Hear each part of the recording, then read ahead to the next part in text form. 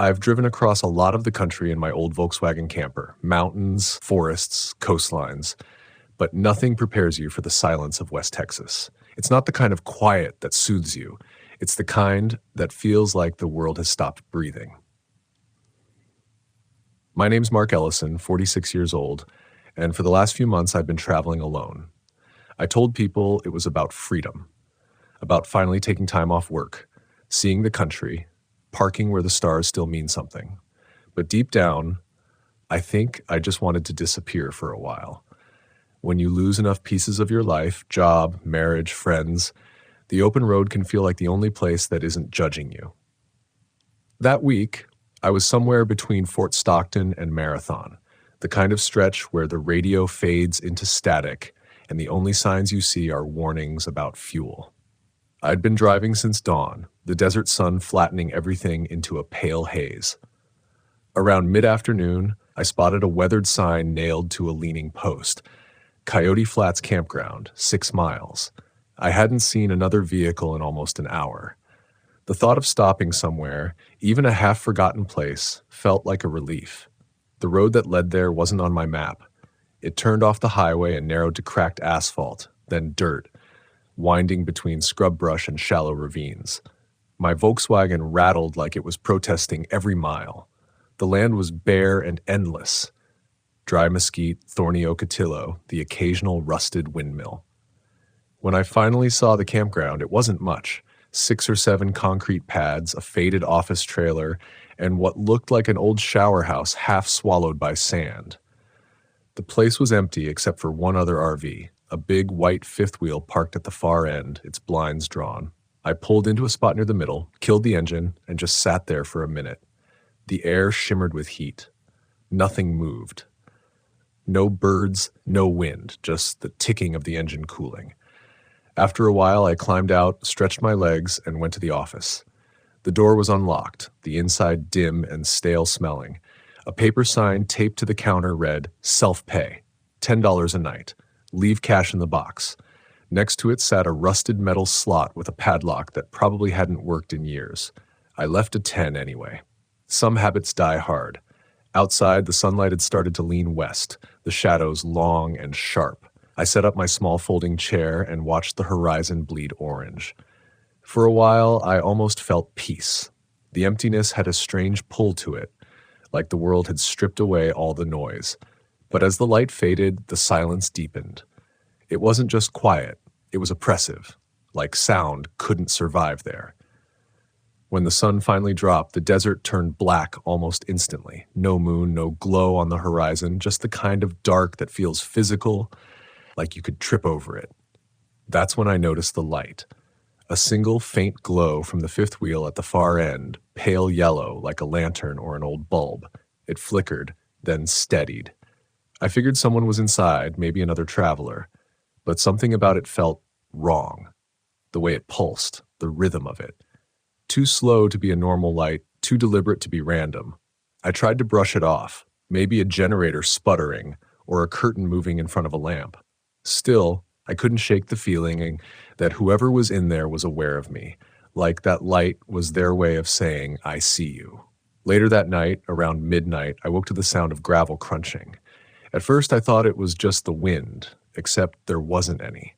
Then came a low creak, like weight shifting on metal. My camper door.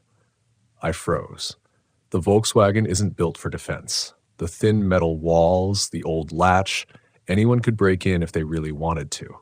I sat up slowly, heart pounding, and reached for the flashlight by my bunk. The sound stopped. I waited, counting my own breaths. Nothing. Then from outside, a faint scrape, like someone's shoe dragging on the dirt. I switched on the light and aimed it toward the window. The beam caught nothing but the pale dust outside. I turned it off, sat still again. That's when I noticed something else. Through the front windshield, far off near the fifth wheel, that same yellow glow was back. Only this time it wasn't flickering. It was steady, pointed directly toward me. I couldn't tell if it was a flashlight or a lantern, but it wasn't just light leaking out a window. Someone was standing there, holding it, facing my van. My mouth went dry. I reached for my keys, slipped them into the ignition, but didn't start the engine yet. I didn't want to show panic, or maybe I was too scared to move. After a few seconds, the light disappeared, just blinked out like it had never been there. I waited maybe half an hour before I could breathe normal again. Then, stupidly, I convinced myself it was nothing. Maybe they'd stepped outside for a smoke. Maybe the light wasn't aimed at me at all. The desert can mess with your depth perception, distances, brightness, direction. I told myself I was just tired, but the next morning I saw something that made that theory crumble. I was walking toward the shower house when I noticed footprints in the sand around my van. Not one set, 3 or 4, overlapping, circling the perimeter. The prints weren't from boots. They looked like bare feet.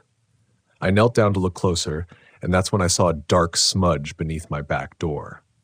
A handprint, small, like a child's, pressed into the dust. I just stared at it, the hair on my arms prickling. It didn't make sense. The only other camper there was that big fifth wheel, and it was silent as ever, blinds drawn, no movement. I considered knocking on their door, asking if they'd seen anything, but something in my gut said don't. Instead, I packed my chair, made some coffee, and sat watching the road that led out.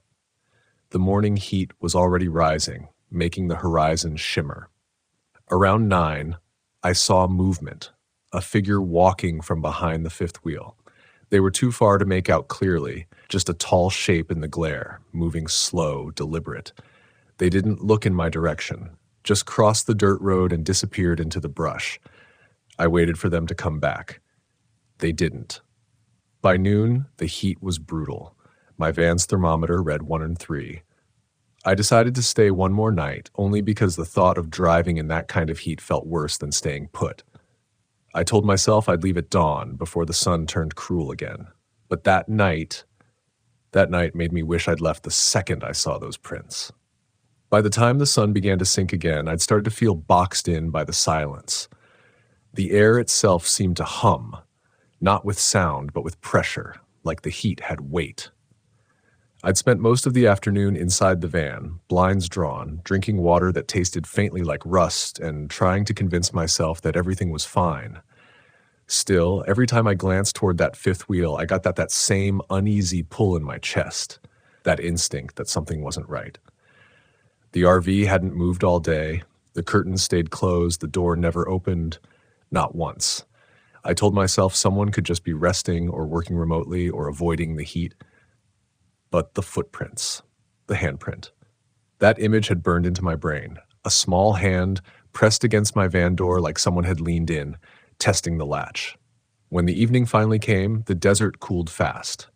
The air went from oven hot to a biting chill within an hour. I cooked a small dinner on my camp stove, forcing myself to act normal. Beans, a can of chili, the kind of meal that makes you feel grounded. But the entire time, I kept glancing toward that empty campground.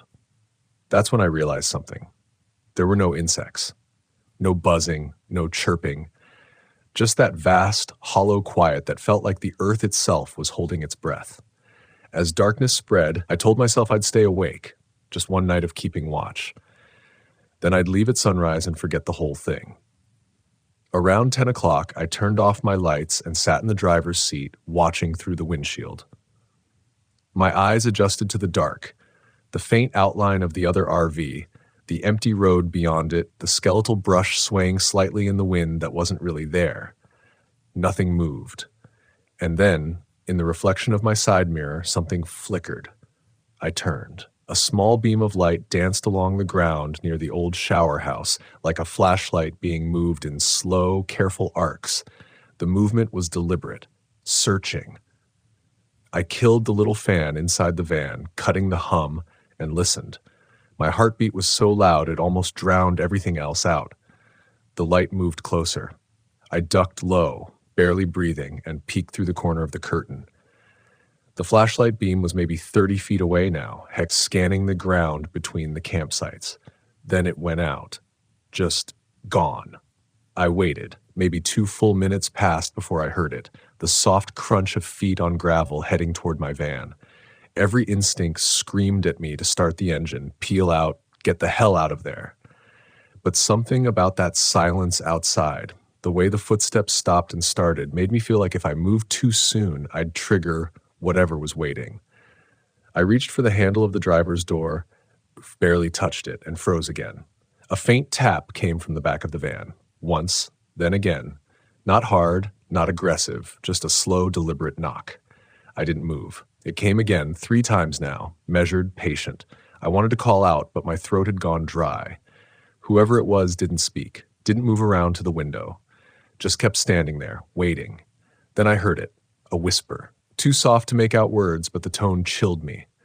A man's voice, low, drawn out, like someone talking to themselves. I swallowed hard, leaned toward the ignition, and turned the key. The engine coughed, sputtered, then died. Old Volkswagens. They have personality, people say. They also pick the worst moments to act up. The moment the sound faded, the whispering stopped, then came running. Fast, pounding steps circling the van. I locked the doors just as something hit the side panel hard enough to shake the whole frame. My heart slammed in my chest. "Hey!" I shouted, my voice cracking. "Get the hell away!" No answer, just silence. Then faint laughter, or maybe breath, fading away into the dark. I sat there frozen for maybe an hour, clutching the steering wheel. When I finally dared to look out again, the 5th wheel had a light on inside, that same dim yellow glow. Only this time, it was moving, not steady like before, like someone was pacing. I couldn't tell if it was one person or more, just a shape passing behind the blinds again and again. At some point, I must have drifted off despite myself.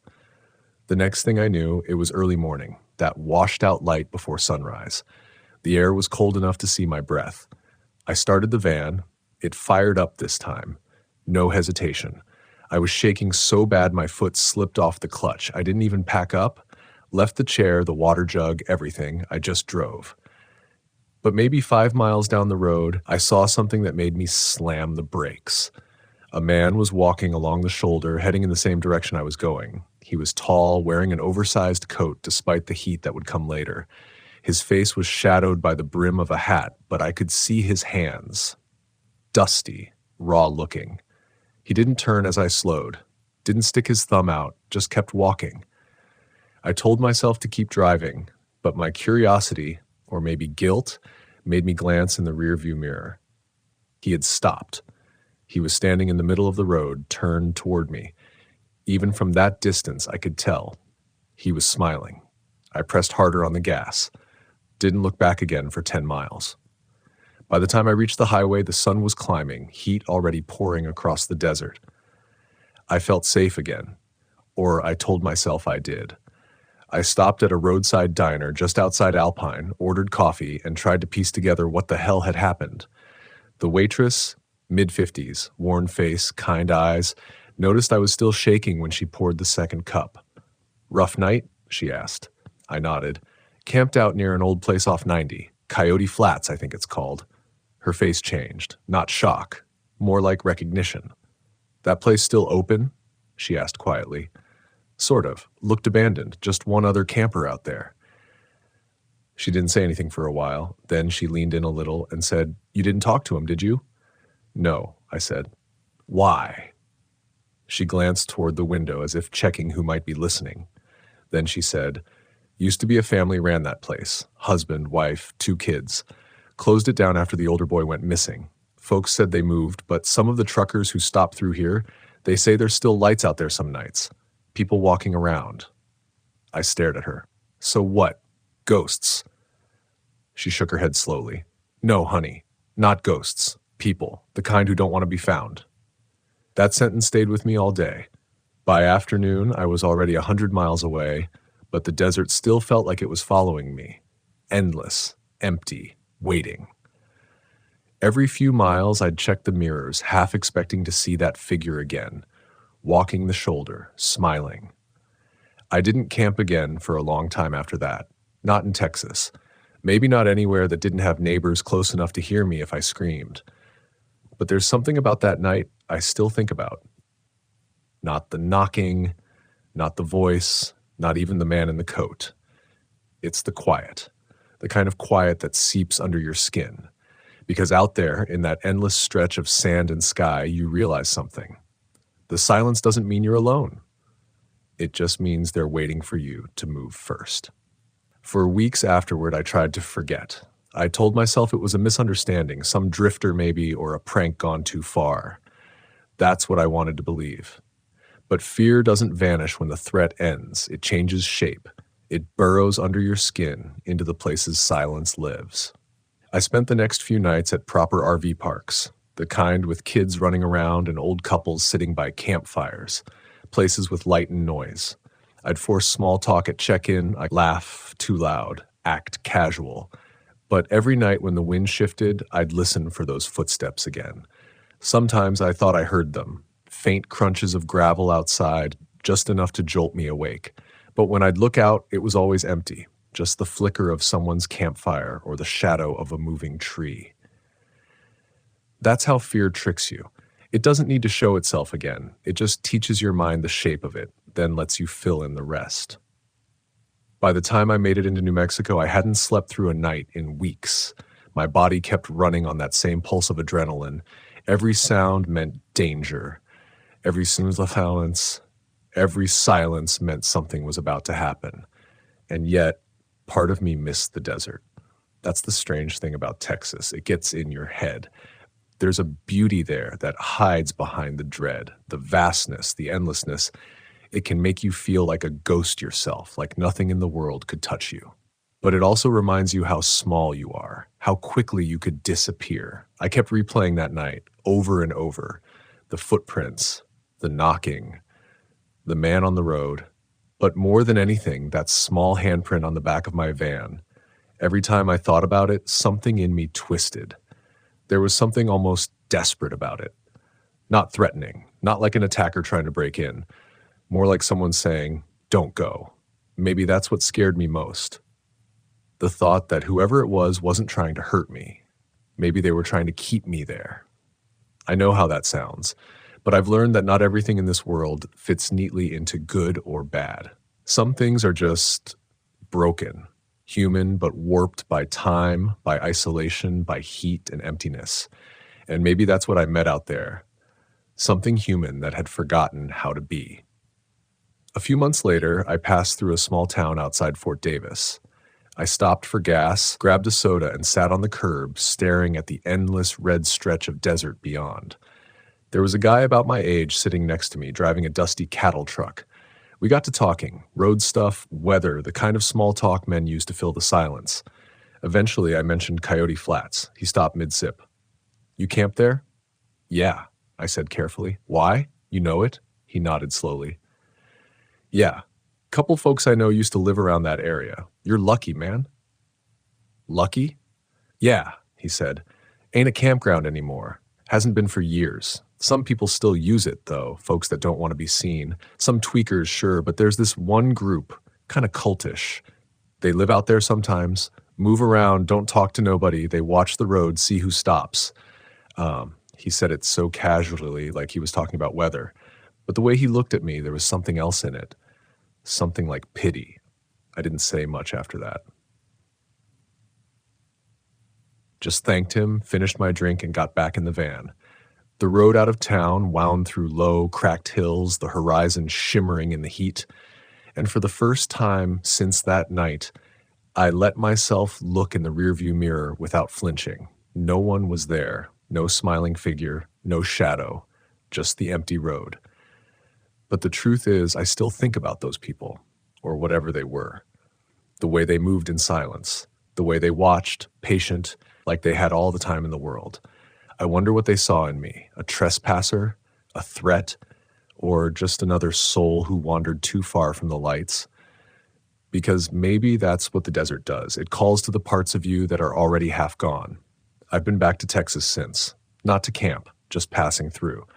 But every time I cross that border and see that endless sky, something in me tightens. The air feels heavier. The quiet feels familiar again. There's a point on Highway 90, right before the land drops away into nothing, where you can see for miles. On clear nights, the stars look close enough to touch, and if you stop there, just stop for a minute, you can hear it. That same stillness. I don't think the fear ever leaves you completely. It just changes color. What used to be terror turns into awareness. What used to be panic becomes respect. I used to think I was running from the noise of my old life. The chaos, the loss, the constant feeling of being watched by people who expected something from me. But out there, in that desert, I learned the truth. It's not the noise we're afraid of. It's the silence that knows our name. I still drive, still camp, still chase those lonely horizons that feel like freedom. But I don't park far from other people anymore. I listen to my gut. And when that instinct says leave, I listen. Because the lesson wasn't about fear. It was about trust, the kind you earn from yourself, not from anyone else. I think about that small handprint sometimes, how it might have been a warning or a plea, and I think about how close I came to ignoring the voice inside me that said, go. That voice saved my life. Maybe that's what the desert was trying to teach me all along, that fear isn't the enemy, it's the map. It's the line between curiosity and oblivion.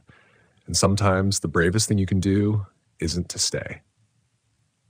It's to start the engine, aim for the horizon, and keep driving, even when the silence tries to hold you still. Because out there, beyond the heat and dust and endless miles of nothing, something always watches. Not ghosts, not monsters, just people.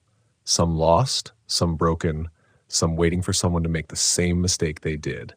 And if you're lucky, you'll realize that in time. That's why I tell people, not to scare them, but to remind them.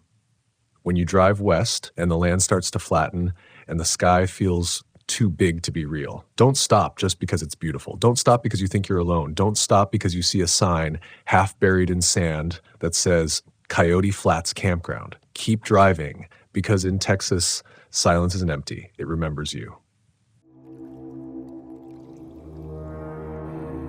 I've spent most of my adult life on the road, not running away from anything, at least that's what I tell people, but searching for that quiet stretch of America that still feels untouched. My name's Calvin Hart, 43 years old, and for the last decade, my home's been a faded blue Volkswagen camper that's seen more sunsets than I can count.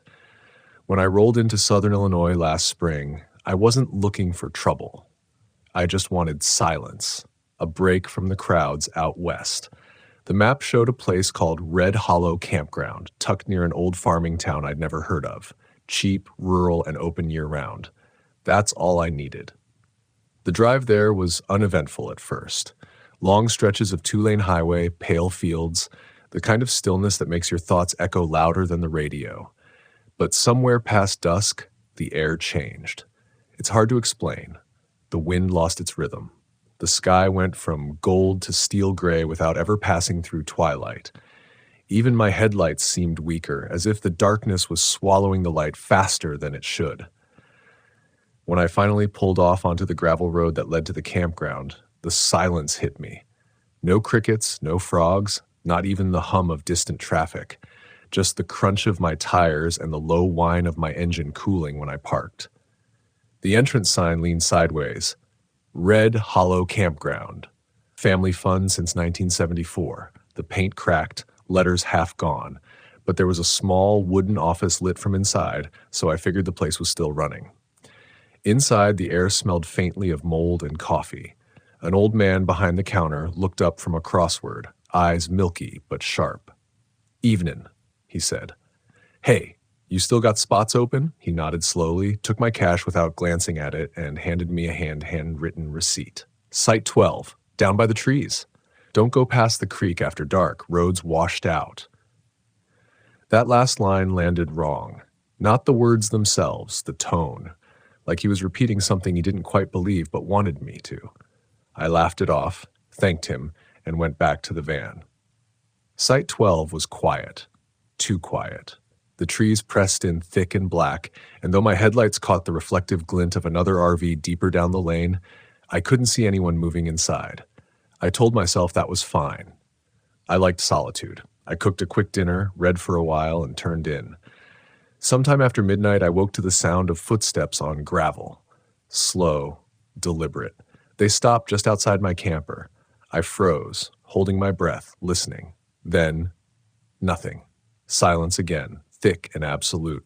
I told myself it was an animal, maybe someone walking their dog. Still, I didn't sleep much after that. The next morning, I went to stretch my legs near the creek. The ground was soft, heavy with last night's rain. I found footprints, bare ones, leading from the trees straight toward my van, then veering off back toward the woods, adult-sized, the kind of detail you can't unsee once you notice it. At the office, I asked the old man if anyone else was staying there. He shrugged. Couple of regulars. Fella named Travis in Site 9, maybe a family up top. You keep to yourself, you'll be fine. He said it like a rule, not advice. Later that day, while walking toward the communal showers, I ran into Travis. Mid-30s, beard, greasy cap, the kind of smile that lingers a second too long. He was washing an old pickup with a bucket, and when he saw me, he nodded. You the guy in the VW? Yeah, I said. Just passing through. He laughed softly. Ain't we all? We talked for a few minutes, small talk about the weather, gas prices, nothing deep, but I couldn't shake the feeling that he was watching my reactions more than my words. Every time I looked away, I caught him glancing at my van. That night, I locked every door and window. Sometime after dark, faint music drifted through the trees. An old country song, something about lost highways. It faded in and out like it was coming from a far-off radio. I almost enjoyed it, until I realized the direction kept changing. Sometimes from my left, sometimes behind me, sometimes near the creek, like someone was walking with the radio on, circling the campsite. I told myself I was imagining it. Fear does that. It reshapes the world until everything bends around it.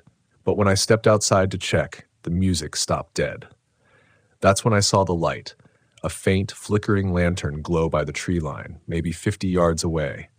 I stood there for a long time, not sure whether to call out. Then a voice did it for me. You all right out here, friend? It was Travis, emerging from the dark with a flashlight. He was smiling again, at that same fixed grin. Heard something moving near your van? He said. Thought I'd check. I thanked him, even though every part of me wanted him to go. He lingered, asking questions. Where I was headed next, how long I planned to stay, if I was traveling alone. His tone was casual, but the questions weren't. Just me, I said, and the road. He nodded slowly, still smiling. A lot of folks like you come through here. Not many stay long. When he finally walked off, I noticed something glinting on his belt, a knife sheath. Probably nothing, but it made my stomach twist. I didn't sleep much that night either. Around 3 a.m., I heard it again, gravel crunching. But this time it didn't stop. Whoever it was circled the van slowly, once, twice. I sat frozen, hand gripping the small camping hatchet I kept by the bed. The sound faded toward the woods. Then came a faint metallic click, like a latch closing. By dawn, I decided I'd leave that day. But when I stepped outside, something was off. My driver's side mirror was gone, snapped clean off. Not broken, not lying nearby. Just gone. And on the ground beneath it, a single bare footprint pressed deep in the mud. The office was locked when I went to find the old man. No one inside. No one at the desk. Just that same faint smell of coffee, still warm on the burner. Travis's truck was gone too. For the first time, I felt real fear. Not the imagined kind that lives in your head, but the kind that hums low in your bones and tells you you're being watched. Still, I didn't run. Not yet. Because fear makes you stubborn. You tell yourself you'll finish breakfast, pack up calmly, and drive out like it's just another day. That's what I did, until I noticed the note wedged under my windshield wiper. It was written in block letters, smeared with dirt, "Don't leave yet. We need to talk." The paper trembled in my hand, though the morning air was still. The words looked rushed, heavy pen strokes, uneven spacing, written by someone trying to get a message out fast. Don't leave yet. We need to talk. My first thought was Travis. He'd been gone earlier than dawn, I assumed. Maybe he'd doubled back, watching from somewhere in the trees. But something about the note felt different, like a warning, not a threat. I crumpled it into my pocket and forced myself to finish packing. I told myself I'd drive straight through to Kentucky, find a public campground, call it a loss. But as I reached for the ignition, I saw a figure standing by the old bathhouse, someone short wearing a denim jacket and a baseball cap pulled low. They didn't move when I looked at them, just stood there facing me. I hesitated, then opened the door. Hey. No answer. The person turned slightly enough that I caught the outline of their face, a woman, maybe in her 20s, eyes wide, skin pale. She gestured quickly for me to come closer. Every instinct screamed, "Don't." But something in her expression, panic maybe, pushed me forward. When I got close, she whispered, "You shouldn't have stayed here." Her voice was low, hoarse, like she hadn't spoken in days. "They don't like outsiders." I asked who they were, but she just shook her head. "If you've got a van, leave now. Don't wait for them to come back." "Who's coming back?" I asked. She opened her mouth to answer, then froze. Her eyes darted past me, and before I could turn, like she was gone, slipped behind the bathhouse, vanished into the woods like smoke.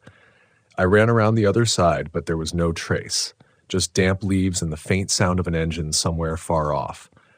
I went back to the camper, heart pounding. That's when I noticed something new. Another vehicle parked 2 sites down, a dark SUV, tinted windows. I hadn't seen it the night before. The engine wasn't running, but I could feel it.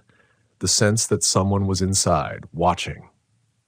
I tried to convince myself it was nothing, that maybe another traveler had shown up early. But as I backed out of my sight, the SUV's headlights flicked on. I pulled forward, turning toward the exit. The SUV followed. Not close, just steady, unhurried, like it knew I'd eventually have to stop. The road from Red Hollow wound through several miles of forest before meeting the main highway. No traffic, no houses, just trees pressing in tighter with every curve. My eyes kept darting to the rearview mirror. The SUV stayed behind me, same distance, never passing, never falling back. I don't scare easily. Years on the road will teach you how to read people, how to keep calm when you're alone. But that steady hum of tires behind me, it got under my skin. I decided to test it. I slowed down to 30. The SUV slowed down. I sped up to 60. It sped up too. By the time I reached the junction, my palms were slick with sweat. I turned right toward the nearest town, a place called Barton Creek, about 10 miles out. When I passed the faded welcome sign, the SUV finally turned off in the opposite direction. Relief hit me like a wave, but it didn't last. Something about the town felt wrong too.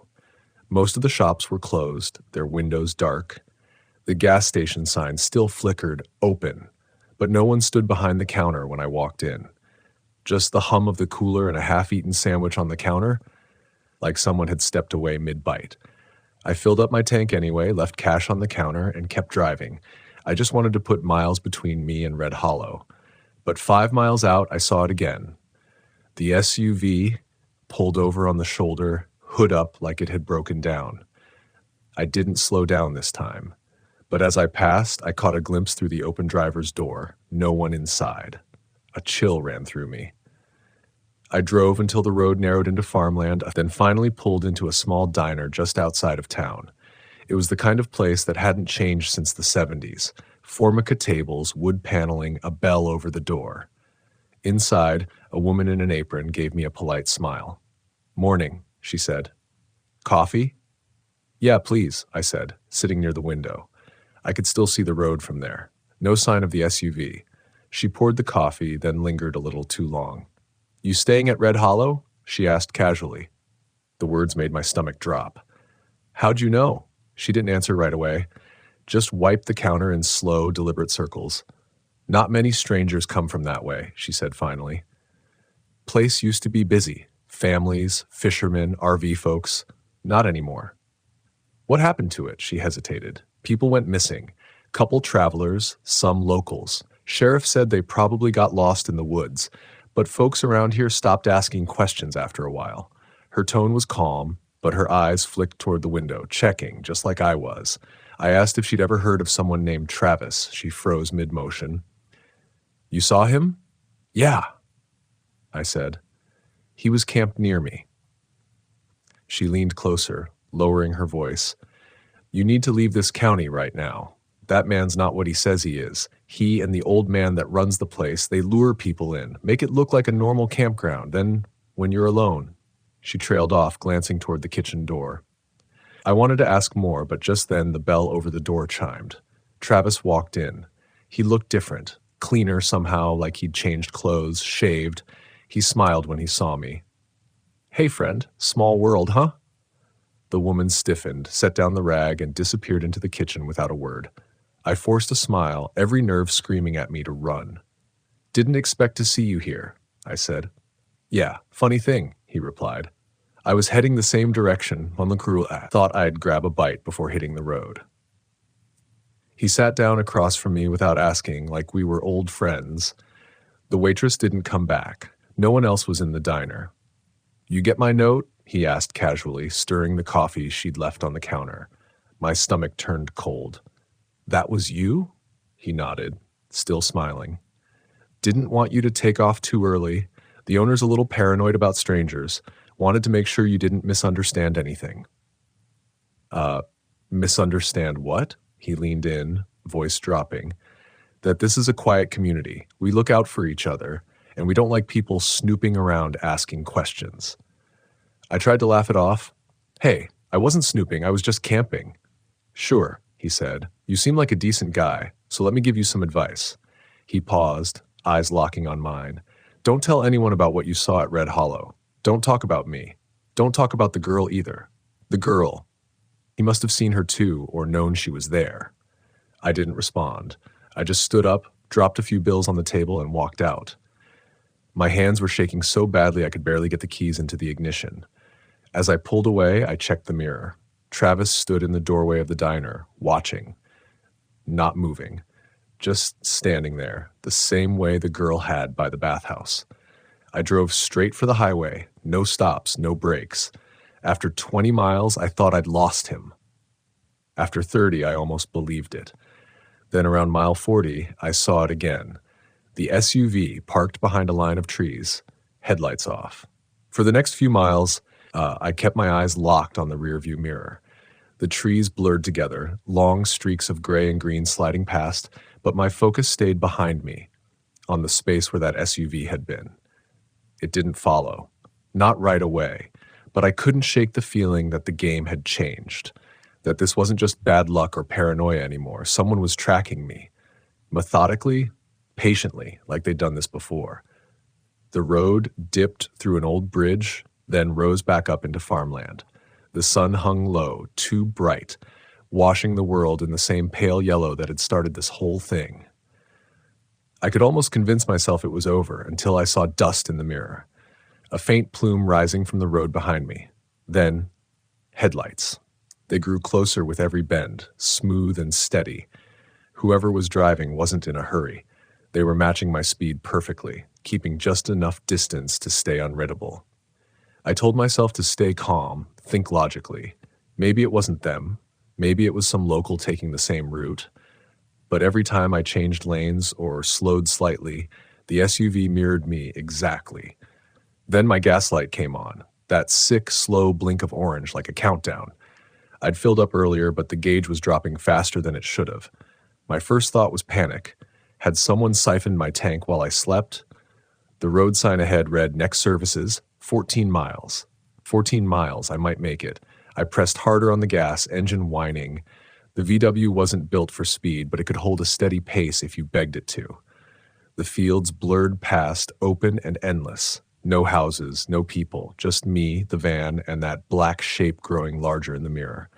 The SUV crept closer. By now I could see its grille clearly, no plates. Just matte black paint, dust caked along the edges. The driver's window was tinted dark, but I could feel eyes on me, unblinking. I did the only thing I could think of. I turned off the main road onto a smaller one, gravel kicking up behind me. Maybe I could lose them in the turns. The VW rattled and bucked on the uneven path, every bump screaming through the suspension. The SUV followed. I spotted a sign ahead, Barton County Maintenance Road. Dead end. Too late. The gravel narrowed to dirt, then to grass, until I came to a stop in front of a locked gate.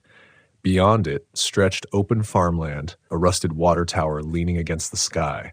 I killed the engine, heart pounding. For a moment, everything went still. Then the SUV rolled into view. It stopped about 30 feet behind me. No honk, no movement, just idling, engine humming low. I reached for my phone, no signal. For a full minute, we just sat there, facing each other in silence. Then the SUV's driver door opened. Travis stepped out. He didn't look angry, didn't even look rushed, just calm, too calm, the way people look when they've already decided what's about to happen. He started walking toward me, hands visible, palms open like he wanted to show he wasn't a threat. "Calvin," he said, his voice carrying across the wind, "you need to relax, buddy. You've got the wrong idea about everything." I stayed inside, one hand on the ignition, the other gripping the hatchet I kept by the passenger seat. He stopped about 10 feet away. "I didn't want it to go like this," he said. "But you talked to her, didn't you?" He meant the girl. I didn't answer. He sighed. "She doesn't understand how things work around here. None of them do. She thinks she's helping people, but she's just making it worse. We could have avoided all this." I could feel the weight of every word, heavy with something unspoken. I wanted to ask what he meant, but fear had frozen my voice. He took a step closer. "You're not listening, Calvin. I told you not to talk about her."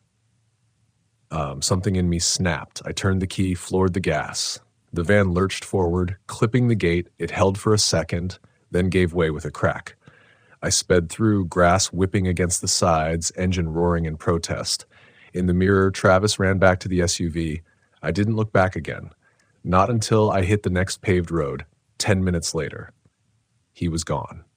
The first open gas station I found was a one-pump shack attached to a liquor store. A man in a flannel jacket stepped out when he saw me. He looked normal enough, middle-aged, calm. I must have looked like hell, mud-streaked van, shaking hands. "You okay, sir?" he asked. "I need directions," I said, voice cracking. "To the nearest police station." He nodded slowly. "That'd be about 20 miles back in Barton Creek, sheriff's office right off Main." My stomach turned cold. Barton Creek, the same town where the diner was, the same place Travis had found me. "Something wrong?" the man asked. I looked at him. His tone was too calm, too measured, the way Travis's had been. "Never mind," I muttered. "Thanks." I filled the tank fast, paid cash, and got back on the road. I didn't stop again until I crossed the state line into Indiana. Only when the sun started to set did I pull into a truck stop to breathe. My hands were still trembling, adrenaline still pumping. I parked at the far end of the lot near a row of semis, trying to convince myself it was over. That's when I saw something on the windshield, another note. Same handwriting, same block letters. "You can't run from what you don't understand." I scanned the parking lot, empty. The truckers nearby were asleep in their cabs, engines humming softly. No black SUV, no sign of Travis. But the words burned into me, more than fear, confusion, disbelief, and something darker. What did he mean? What wasn't I understanding? That night, I didn't sleep. Every noise, the hiss of tires, the creak of metal, made me flinch. I kept imagining footsteps outside the van, the soft crunch of gravel like before. When dawn finally came, I started driving east. No destination, no plan, just distance. By mid-morning, I pulled into a rest area, grabbed a coffee, and sat on a bench watching the cars roll by. That's when an older woman sat beside me, carrying a small paper bag. She looked at me, then at my van parked nearby. "You came from Red Hollow, didn't you?" she said softly. My throat tightened. "How do you know about that?" She didn't answer, just nodded slowly. People go there thinking it's just another stop. They don't understand what that place is built on. "What is it built on?" She looked out at the road, voice distant. "Debt, promises, favors traded between families that don't forget. You wander into it, you're part of it until they say otherwise." I wanted to ask who they were, but she stood up before I could. "If you're smart," she said, "you'll never go west of Route 45 again." Then she walked away, disappearing into the rest stop like she'd never been there. I sat there for a long time, staring at the highway, at the endless stream of travelers who had no idea what hid between the map lines. And somewhere out there on those back roads of Illinois, I knew that black SUV was still driving. Slow, steady, unhurried. Waiting for someone else to stop at Red Hollow. I've crossed a lot of state lines since that week in Illinois, but every time I see a sign for a county campground, I still feel my stomach tighten. It's not fear exactly. It's a kind of awareness. Like the air hums a certain way before something goes wrong. I tell myself I was lucky. I made it out. But out doesn't always mean free. For weeks after Red Hollow, I kept checking my mirrors, expecting to see that black SUV again. I'd wake up in the middle of the night and swear I heard gravel shifting outside the van. I'd rush to the window, nothing there, just the empty glow of truck stop lights and the long shadows of passing semis. That's how trauma hides. It doesn't roar, it whispers. Some nights, I replay that first moment when the old man said, "Don't go past the creek after dark."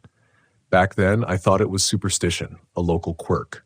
But now I know what real warning sounds like. It's never dramatic. It's quiet. It slips by while you're smiling, too polite to listen to your own instincts.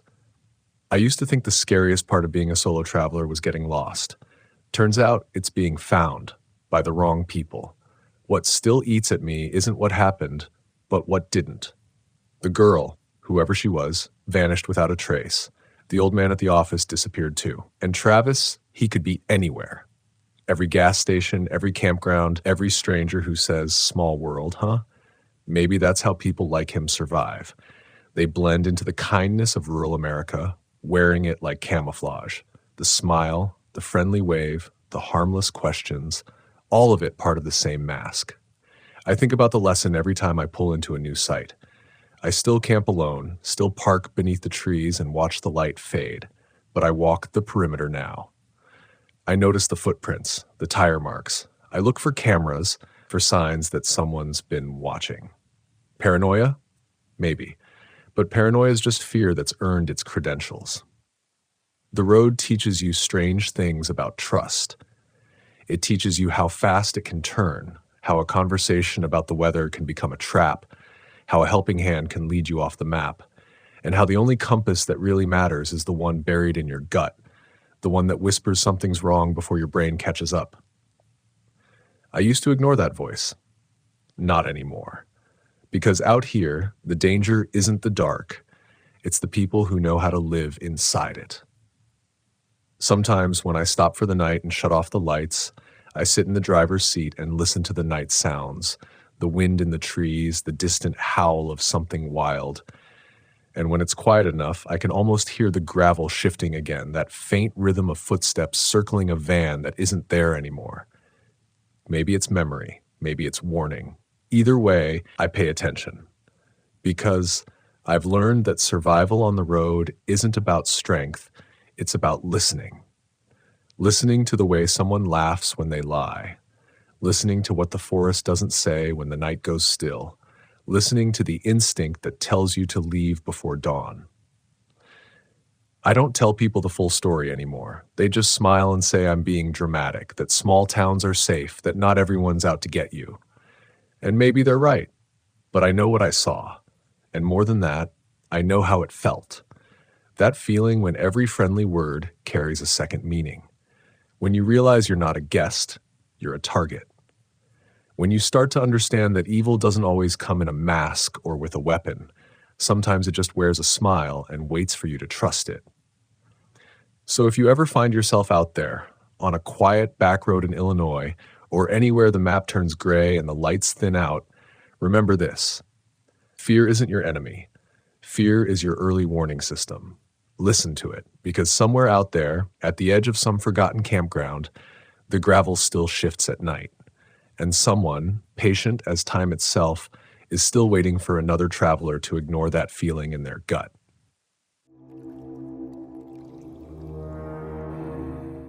I've camped alone more times than I can count, but that trip into the Blue Ridge Mountains was the last time I ever felt safe doing it.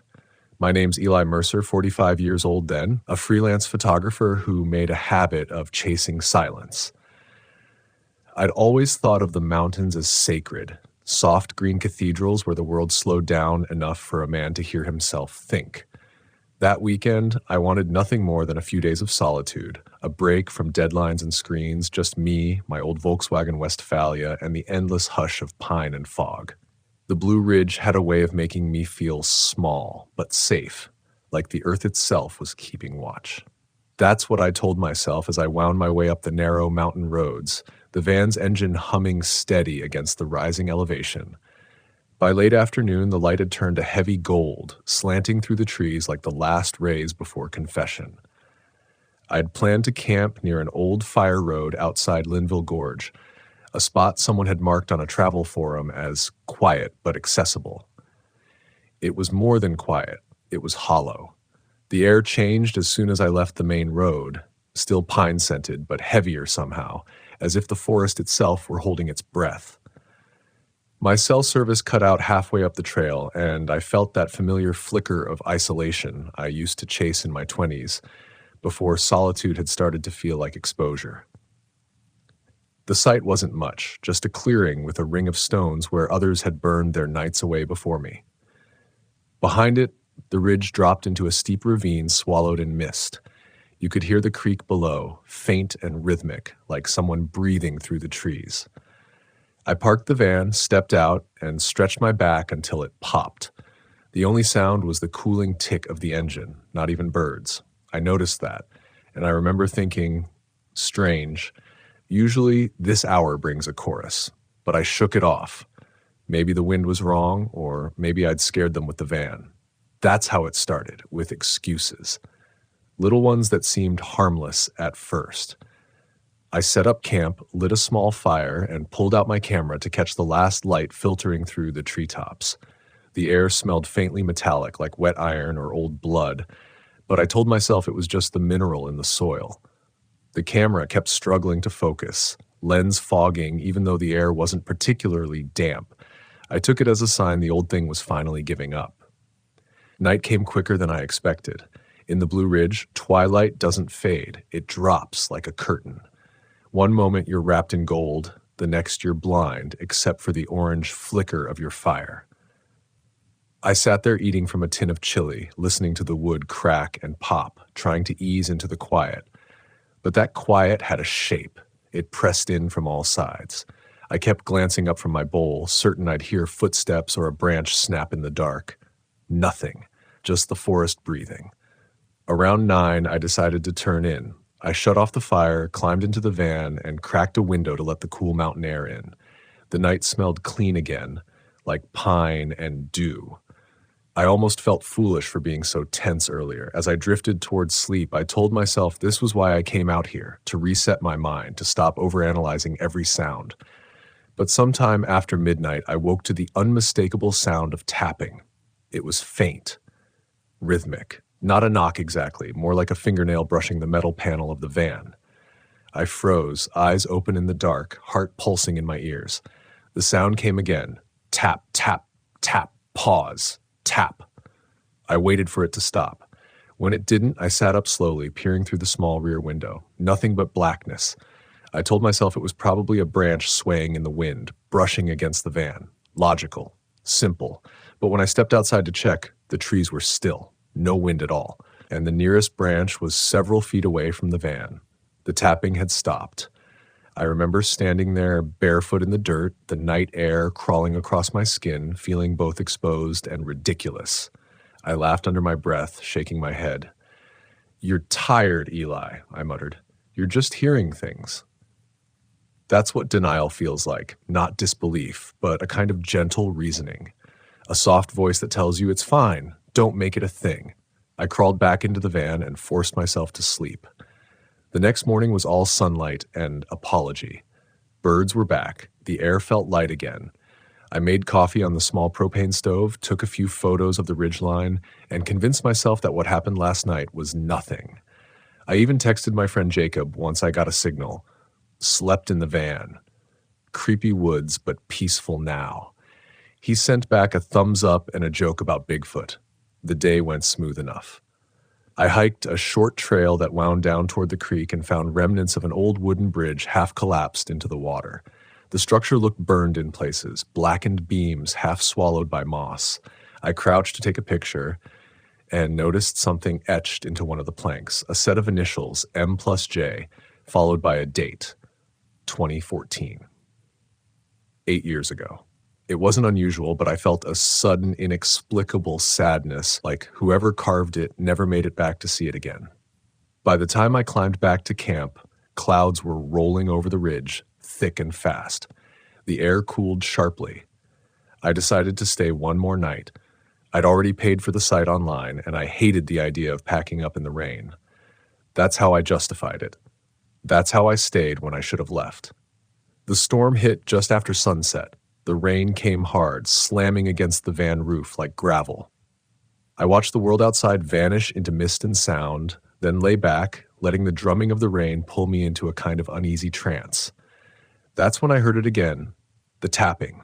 Fainter this time, hidden beneath the rain, but steady. Tap, pause, tap, tap. It seemed to move around the van, circling. My stomach tightened. I reached for my flashlight, shining it through the window. The beam caught only fog and running water. Nothing else, and still the tapping continued. I wanted to believe it was the rain finding some strange rhythm on the metal, or pebbles bouncing from the storm, or even a loose strap shifting in the wind. But deep down, I knew it was deliberate. That rhythm had intent. I sat there for an hour, holding the flashlight like a weapon, telling myself stories to keep calm. That's the thing about fear. It doesn't need proof. It just needs a pattern. Eventually, exhaustion won. The tapping stopped, and I slipped into a shallow, restless sleep. When I woke the next morning, the ground around my van was covered in small, bare footprints. Children's footprints. And they led away from the van, back toward the tree line. I stood there for what felt like a full minute, rain dripping from the trees onto my shoulders, staring down at those footprints. They were unmistakably human, small as a child's but spaced too far apart for any normal walk, like whoever made them was pacing in circles over and over again, right outside my door. The prints were clear despite the soaked earth, as though they'd been pressed into the mud after the rain had already fallen. That made no sense. I crouched down and touched one. The indentation held a faint warmth, like the earth hadn't finished cooling beneath it. My brain fought to rationalize. Maybe it was runoff from the van's heater vents or animal tracks warped by water. The shape could have been distorted by the mud. That's how my mind worked, always searching for an exit from the truth. Still, I couldn't shake the feeling that someone or something had been out there while I slept. I turned slowly, scanning the tree line. The forest was dripping, glistening, alive with the whisper of runoff, but silent in every other way. I packed my gear faster than I ever had before. I didn't even eat breakfast, just poured cold coffee into a thermos, slammed the van door shut, and told myself I'd find another campsite closer to town. But as soon as I turned the ignition, the dashboard lights flickered weakly, then died. Battery. Dead. The sound that left my throat wasn't even a word, just an exhale of disbelief. I tried again. Nothing. The radio clicked once and went silent. My phone was still at 30%, but no signal, no map. For a moment, I sat there, palms flat against the steering wheel, staring through the windshield at the fog curling between the pines. I thought about hiking down to the main road, but the trail had turned to slick mud. Besides, I was certain I'd passed another turnoff only a few miles back. If I walked, I could flag someone down, so I slung my backpack over my shoulder and started walking. The first 15 minutes were easy enough. The forest had that washed clean smell after the storm, and every so often a patch of sunlight broke through. I even began to feel stupid for panicking earlier. Maybe I'd left the dome light on overnight and drained the battery. Maybe the footprints were mine from the night before, distorted by rain. That's what denial does. It patches every crack with something that almost fits.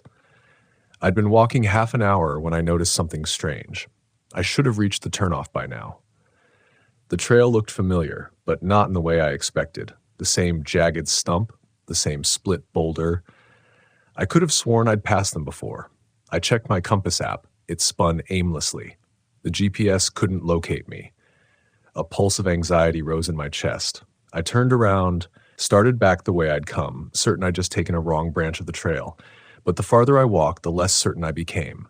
The forest didn't look the same. The incline shifted, subtly wrong. The air grew thick again, heavy like the day before the storm. And then, faintly, I heard it. Tap, tap, tap. Far off this time, somewhere behind me. I froze. My first thought wasn't fear, but irritation. No, I muttered aloud. No, I'm not doing this again. I tightened my pack straps and kept walking, refusing to turn around. The sound followed, sometimes close, sometimes faint, always in threes. Tap, tap, tap. The rational part of my mind tried to take over. Echoes, woodpeckers, debris falling from the trees. But the rhythm didn't match any of that. It had too much pause between beats, too much intention. Eventually, I broke into a jog. Mud splashed up my legs, roots snagged my boots, the tapping grew louder, quicker, until it blended with the sound of my own heartbeat. When I finally burst into a clearing, I thought for sure I'd found the road. But it wasn't the road.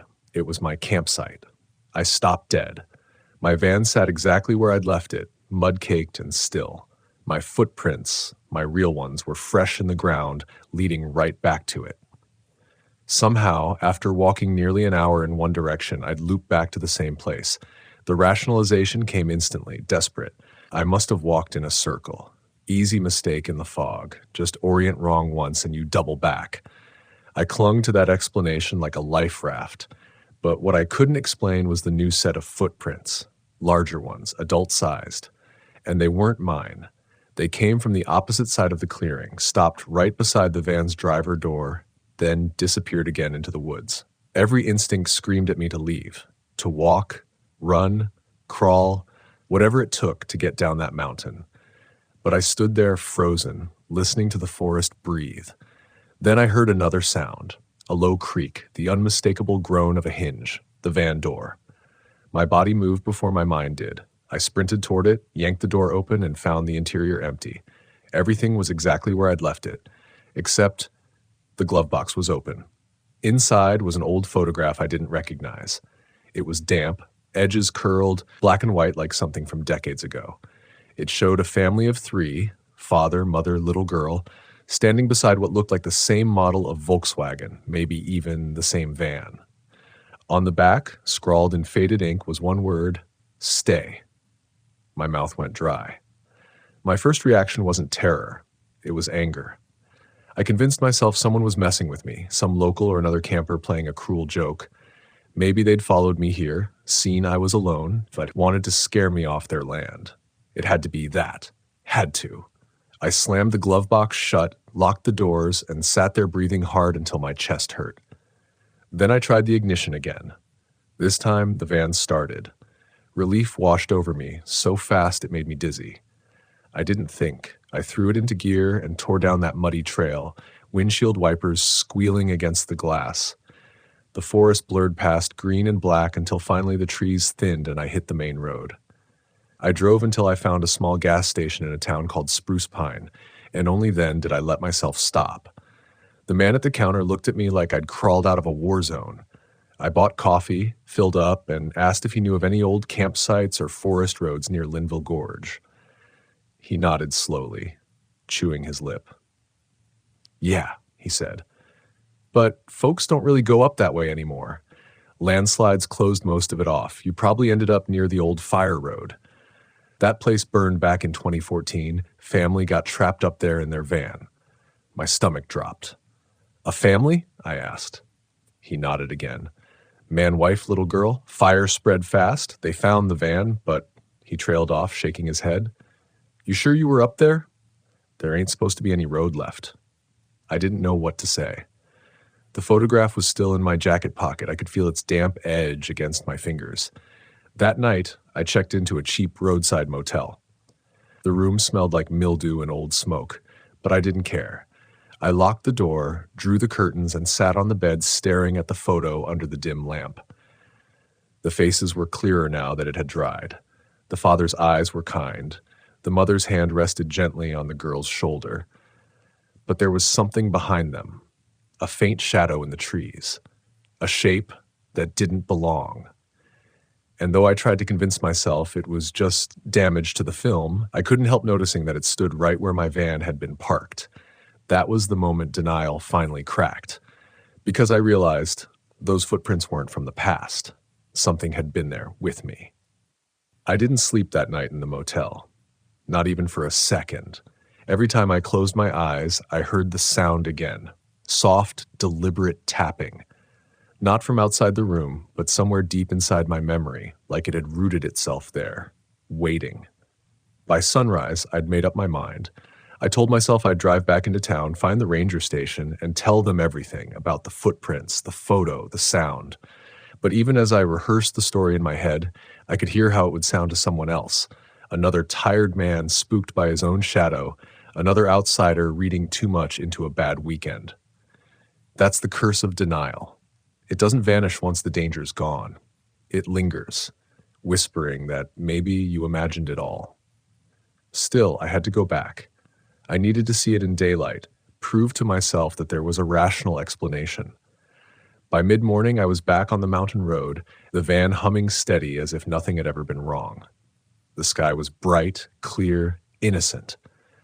But as the miles climbed, I started to notice something strange. The deeper I drove, the less the world seemed to exist.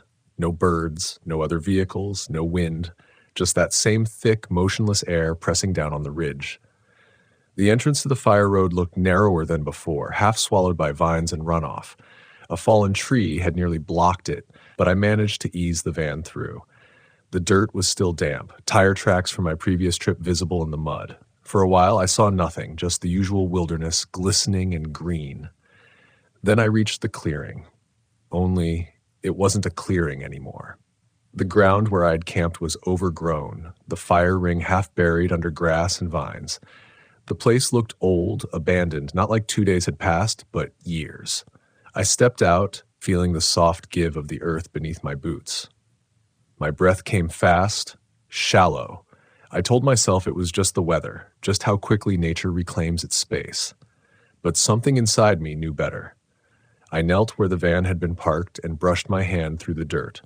No footprints this time, just a patch of ground blackened like old ash. And right in the center of it, something small caught the light. A metal keychain, shaped like a tiny camper van. Mine. I picked it up, turning it over in my hand, and felt my pulse spike. I'd lost that keychain months earlier in Arizona. I remembered searching the van for it, finally giving up. There was no way it could be here. That's when I felt it, the faintest vibration under my feet. A low hum, more sensation than sound. It wasn't mechanical. It was alive, like the ground itself was murmuring. Then came the tapping, faint, far off, but unmistakable. Tap, tap, tap. I spun toward the sound, scanning the tree line. The forest stood still as a painting. My mouth had gone dry. Every nerve in me screamed, run. But I didn't. I stood there, waiting, eyes locked on the dark gap between two oaks. Something moved. At first, it was just a shimmer, like heat rising from asphalt. Then, for a split second, I saw it, a small figure, standing at the edge of the trees. A child, barefoot. She didn't move, didn't even blink, just stared at me from the shadow. I wanted to speak, ask if she was okay, if she was lost, but the words caught in my throat. My rational mind scrambled for an explanation, a local kid, a hiker, someone from a nearby property. But every part of my body rejected that answer. There was something wrong about how still she was. Then, before I could take a step, she lifted her hand and tapped the side of a tree 3 times. The sound echoed across the clearing. Sharp, hollow, deliberate. My body finally listened. I stumbled back, tripped over a root, scrambled into the van, and slammed the door shut. My hands shook so badly I could barely get the key into the ignition. The engine roared to life on the second try. I didn't look back. The tires spun in the mud as I tore down that trail, branches clawing at the windshield, sunlight flashing between the trees. The van fishtailed, nearly slammed into the ravine edge twice, but I didn't care. I just needed distance. Any distance. When I finally reached pavement, I drove until the mountains fell away in my mirrors. Only then did I start to breathe again. By the time I made it to Asheville, the sun was setting behind the ridges. I found a diner, parked outside, and sat there with my head on the steering wheel, shaking.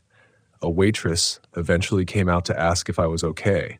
I told her I'd gotten lost camping. She offered me pie and water. I nodded, but my hands wouldn't stop trembling. Later, in the restroom, I washed my face and caught sight of something in the mirror that made me freeze. 3 faint streaks of mud on the back of my left shoulder. Small, spaced like finger marks. I hadn't fallen on that side. I hadn't brushed against anything, and I couldn't tell if they were on my shirt or beneath it. I threw the shirt away that night. It's been almost 2 years since that trip, and I haven't camped alone again. I still have the van. It's parked behind my house, an engine untouched, a layer of dust softening its color. Sometimes I think about selling it, but I can't. It feels wrong to pass it on, like whatever happened up there might still cling to it somehow. Every now and then, I'll wake in the middle of the night and swear I hear it again. That gentle, rhythmic tap, tap, tap from somewhere just outside my window. And every time I tell myself the same thing. It's just the old pipes or branches or maybe rain. But the truth is, I don't really believe myself anymore. Because denial can protect you only for so long. That's what I learned in the Blue Ridge Mountains, that fear doesn't always start with danger. Sometimes it starts with disbelief. The mind will build walls, make excuses, paint comfort over panic until the truth breaks through anyway. If I'd trusted that first chill in my gut, maybe none of it would have happened. Maybe I'd have left before nightfall, before the tapping, before the footprints. But I didn't. I reasoned it all away, piece by piece, until there was nothing left to reason with. People ask why I still travel, why I didn't give up the road entirely. I tell them it's because fear is a teacher, not a warden. You can't let it trap you, but you damn sure better listen when it whispers. I go camping now with others, friends, groups, noise. We build our fires high, talk too loud, laugh until the forest itself feels lighter. But every so often, when the flames die low and the woods go still, I catch myself listening, really listening to the quiet beyond the trees. And sometimes in that hush, I swear I hear something small. 3 slow, careful taps. I look around, pretending I don't notice, pretending it's nothing, because that's what I do best, and that's the part that scares me most. I always thought the mountains would make me feel safe. Maybe that's why I kept coming back, because I believed that high up among the ridges and fog, the world below couldn't touch me. But that October evening, when the Blue Ridge turned violet and the air grew sharp with wood smoke, I realized something I wish I'd learned sooner. Solitude doesn't always mean safety. Sometimes it's the perfect camouflage for danger. My name's Mara, I'm 42, and I've been traveling the country in my old 1974 Volkswagen camper for the better part of 3 years. She's a faded teal color, chipped on the doors, and she rattles like loose silverware when the road gets rough. I bought her after my divorce, said it was for the freedom, the open road, the quiet. But the truth is, I was running. From noise, from people, from decisions that kept me up at night. That week I'd been driving south along the Blue Ridge Parkway, following the fading autumn colors down from Virginia into North Carolina. I wasn't looking for company, just somewhere to park for a few nights, somewhere I could write, hike, maybe breathe a little. By the time I found the Pisgah View campground, daylight was already thinning. The place looked half closed for the season. Just a scattering of RVs and old trailers tucked into the trees. The main office light was on, but the door was locked, and a handwritten note on the glass said, "Manager on site, knock around back." I remember hesitating. There was something oddly quiet about the place. No kids, no radios, no campfires. Just the wind pushing through the bare trees and the sound of my own footsteps crunching gravel. Around the back of the office stood a man, maybe late 50s, bundled in a red flannel jacket. He was draining a bucket of mop water into the grass when he noticed me. "You looking for a spot?" he asked, voice rough but not unfriendly. I nodded, and he smiled, though it didn't quite reach his eyes. "Ain't many left open. You'll want Site 14, up near the ridge line. Nice view, real quiet." He didn't ask for ID, didn't check anything. Just handed me a folded receipt and waved me off. When I asked about payment, he shrugged. "You can settle up tomorrow. Ain't going nowhere, are ya?" Something about that phrasing stuck in my mind. Ain't going nowhere. But I brushed it off. People in small mountain towns talk different, I told myself. I was being paranoid. The road up to Site 14 wound through thick trees, dark enough that my headlights cut only narrow tunnels of light through the branches. The site sat alone on a rise overlooking the valley, just my van, a fire ring, and a weathered picnic table. From there, I could see the faint glow of a few other campers far below, but otherwise, it felt like the world dropped away. I parked, turned off the engine, and just listened. The night here was a different kind of silence, dense, layered. You could hear your own heartbeat in it. Then, faintly from somewhere down the slope, came the sound of laughter.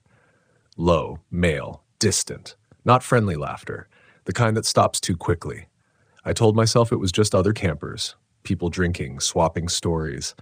I tried to shake the unease as I unpacked, lit a lantern, and cooked a can of soup on the small propane stove.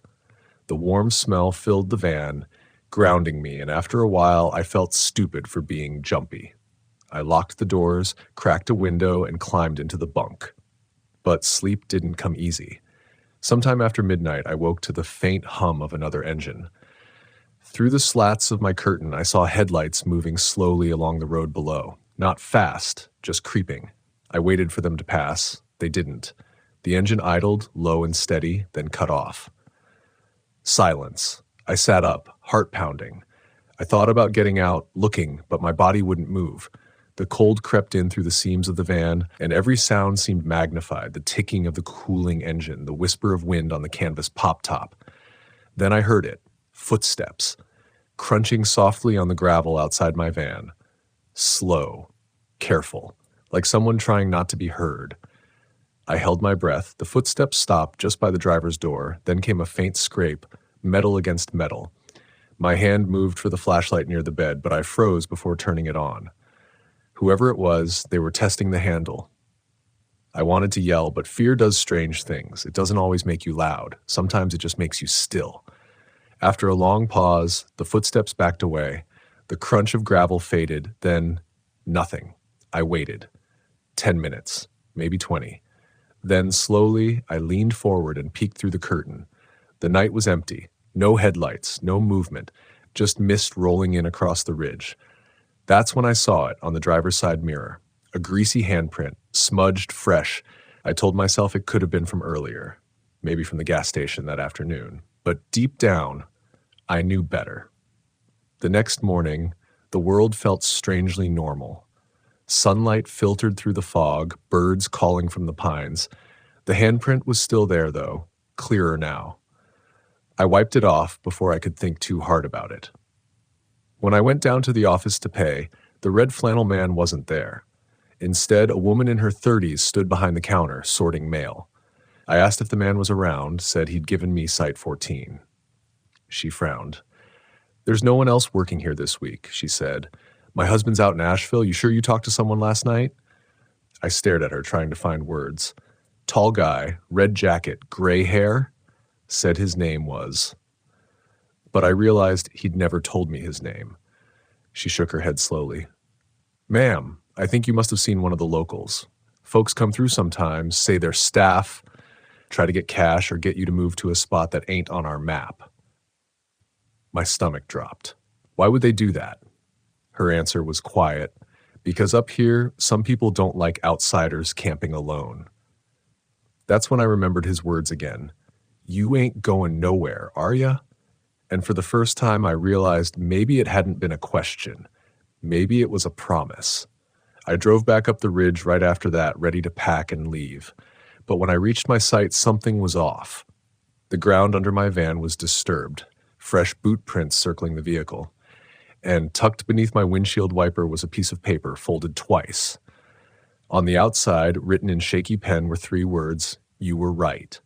I didn't open it. I don't know why. Fear, maybe, or instinct, but I left it there.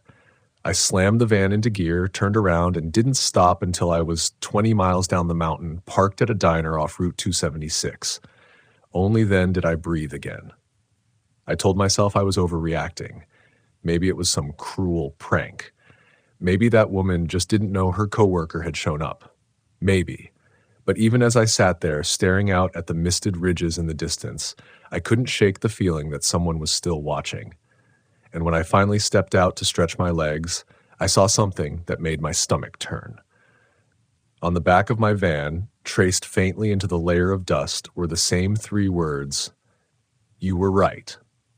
I stood there beside the Volkswagen, the morning light sharp and colorless on the chrome, staring at the words scrawled into the dust.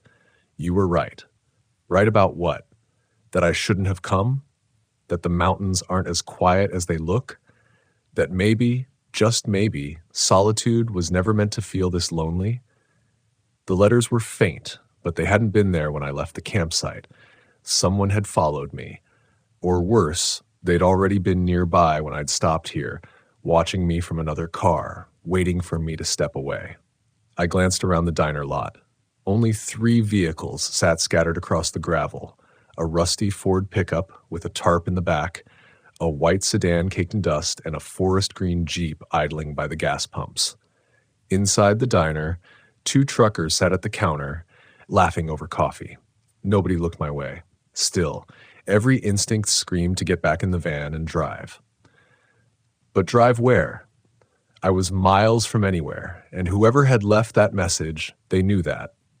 I walked inside, pretending everything was normal. The bell above the door jingled. The air smelled like bacon and burnt coffee. A woman behind the counter smiled and said, "Take a seat wherever you like, Han." I nodded, sat by the window, and tried to calm my hands enough to hold the menu. Outside, the Jeep's driver, a man in a dark cap, leaned against the hood, smoking. His head turned slightly, as if looking at something behind the diner. Then he looked at me. Not long, just long enough that I knew it wasn't an accident. I felt my stomach twist. Maybe it was the same man. I couldn't be sure. The night before, I'd barely seen him in the dark. But that feeling, that quiet recognition, settled somewhere deep and cold. I wanted to tell someone. The waitress, maybe. But what would I even say? That someone might have followed me from a campground because I parked in the wrong spot? It would sound paranoid. And that's what I kept doing. Doubting myself, rationalizing, explaining away the small warnings until they built into something too big to ignore. When I finally paid and left, the Jeep was gone. Relief came, shallow and temporary, like stepping out of a nightmare into daylight only to realize it's still following you. I decided to find a new campground, somewhere public, somewhere busy. I searched my phone. Service was weak, but one place showed up, Bear Creek RV Park, about 30 minutes east near Asheville. Perfect. I told myself I'd stay there a night or 2, reset, laugh at how silly I'd been. The road wound lower through the mountains, through small towns with closed gas stations and peeling motels. The farther I drove, the more I started to believe it had all been in my head. But fear doesn't let go that easily, not when it's earned. About 10 miles from the park, my van began to sputter. I cursed softly, gas gauge still half full, temperature normal. Then the engine coughed, lurched once, and died. I steered onto the shoulder, heart racing. The silence afterward felt enormous. I popped the back hatch and checked the engine. Nothing obvious, no smoke, no smell. I turned the key again. Nothing. Dead. That's when I heard it, the slow crunch of gravel. A vehicle approaching. I stepped back toward the road. It was the Jeep, the same forest green one from the diner. It slowed beside me, window rolling down. The man inside smiled faintly. "Need a hand?" His voice. I recognized it instantly. The same tone, same rough drawl as the man in the red flannel. Only now he wore a gray jacket, clean-shaven. But I knew. Every muscle in my body went rigid. "No, I'm fine," I said, trying to sound casual. "Just overheated a bit. I've got someone coming." He looked at the empty road behind me, then back at me. His smile didn't change. "Funny, didn't see no one pass me headed this way. You sure?" I nodded. "Positive." He let the silence stretch. Then he said, softer, "You drive careful up here. Roads got a way of keeping folks longer than they plan."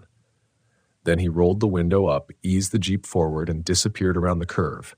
I stood there for a full minute, frozen, before I realized I'd been holding my breath. I didn't care about the van anymore. I grabbed my phone, stuffed it in my pocket, and started walking toward the curve, hoping to get service, to flag down anyone who wasn't him. A mile later, a small car stopped. A young woman leaned out. "You okay, ma'am? Need a lift?" I could have cried from relief. "Yes, please. Just to the next town." She nodded. "Hop in." As we drove, I told her bits of it: the fake campground host, the van breaking down, the man following me.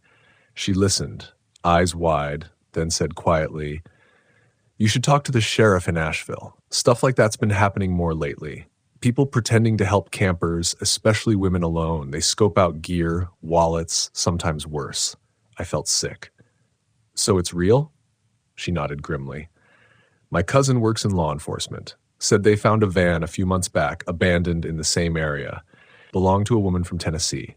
Never found her." That ride to town felt like forever. When she dropped me at a small police station on the outskirts of Asheville, my legs trembled stepping out. The officer at the desk, gray-haired, calm, listened to everything, jotting notes, asking details. When I mentioned the name of the campground, his expression darkened. "Pisgah View," he said. "Yeah, we've had reports. Some fella going around claiming to be staff. Never caught him. Folks say he changes clothes, vehicles, sometimes his hair. Always picks the isolated sites." I swallowed hard. "Then what happens?" He met my eyes. "Depends how soon they realize they're being watched." That night, they towed my van back to the station. The mechanic called me the next morning, said the gas line had been cleanly cut. Not torn, not chewed. Cut. With a blade. He said it like he was trying not to scare me, but the words hit like ice. Cut. Someone had planned for me to break down. They searched the area where the van had stopped, found tire tracks nearby. Jeep tires. For 2 days, I stayed at a motel near the highway, jumping at every knock, every sound in the hallway. I couldn't sleep, couldn't stop seeing that handprint on the mirror, those words in the dust. You were right. Right about what? That danger doesn't always look dangerous? On the third morning, I packed up, ready to leave the state entirely. I filled the gas tank, checked every lock twice, and sat in the driver's seat watching the sun rise over the ridge. For a moment, I almost felt peace again.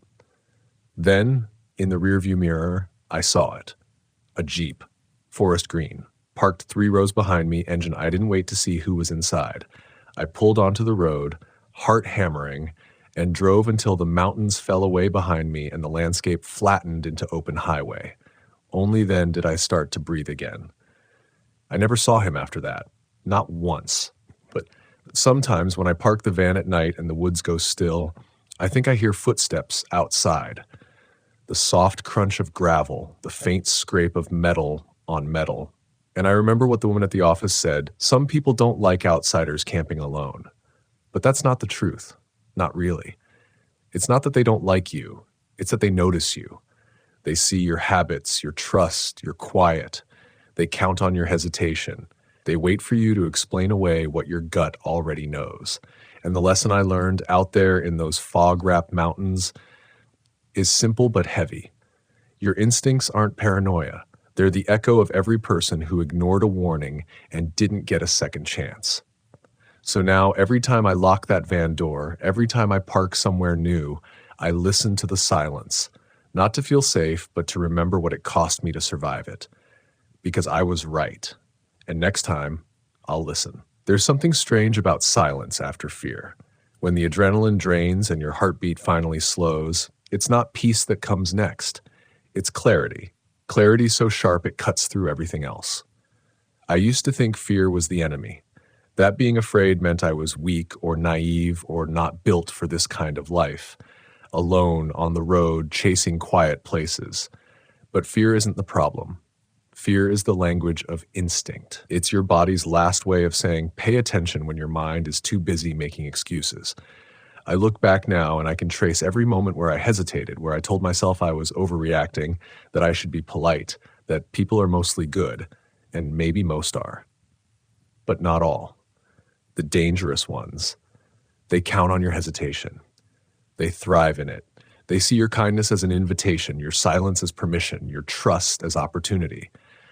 That man in the mountains, he probably forgot me the moment I drove away. But I still think about him every time I see the fog settle low over the ridges, because he taught me something I couldn't have learned any other way. There's a fine line between solitude and isolation, and once you cross it, there's no one left to hear you scream. Now, when I camp, I still love the quiet. I still park where the stars look close enough to touch, but I keep the van backed toward the exit. I never tell strangers where I'm heading next, and I trust the feeling, the one that rises in my chest before the mind can explain it away. Because out there, surrounded by miles of trees and darkness, your instincts are all you have. They're older than reason, older than fear itself. And when the mountains go quiet, when the wind stops, and even the birds fall silent, that's not peace. That's the world holding its breath, waiting to see if you'll listen.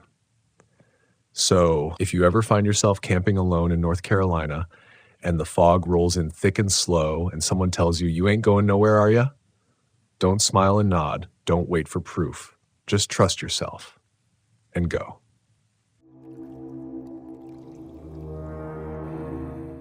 I used to think the mountains couldn't lie.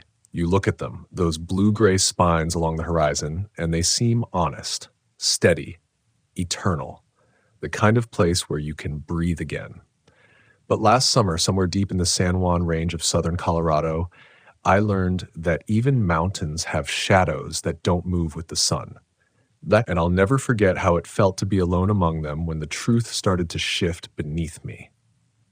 My name's Caroline, I'm 43, and for the past few years I've been traveling solo in an old 1978 Volkswagen Westfalia that I rebuilt myself. I named her June. She rattles, she leaks, and the radio only plays AM stations when she feels like it. But she's mine. I left behind a small house in Flagstaff after my divorce, and I told myself I'd use the road to figure out what came next. Freedom, solitude, peace. All the words people use to make loneliness sound noble. By July, I'd already camped my way through Utah and New Mexico, chasing quiet places. That's how I found a place called Lake Isabel, a tucked-away campground about 2 hours southwest of Pueblo, Colorado.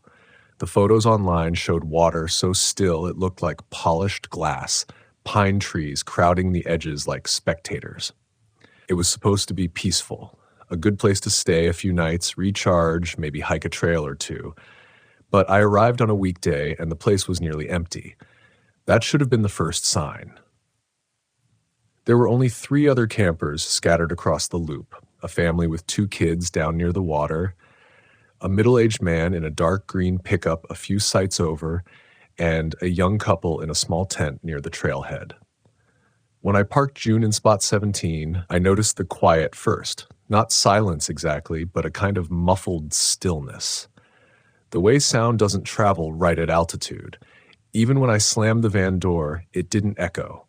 It just stopped. That night, I built a small fire and cooked some lentils on the camp stove. Around dusk, the couple by the trailhead waved as they passed, holding flashlights. They said they were going to watch the stars from a ridge about a mile up. I wished them a good night, or might then watch their lights disappear into the trees. By 10, I was inside the van, writing in my travel journal, the fire long out. The wind had picked up, brushing through the pines with a low, even breath. I remember thinking it sounded almost human, like a sigh that never ended. At some point after midnight, I woke up. Something had scraped along the outside of the van, not an animal, at least not one I recognized. It was too slow, too deliberate, a thin, dragging sound along the metal siding from front to back. I froze, listening. My mind rushed to make it make sense, maybe a branch in the wind or a raccoon searching for food.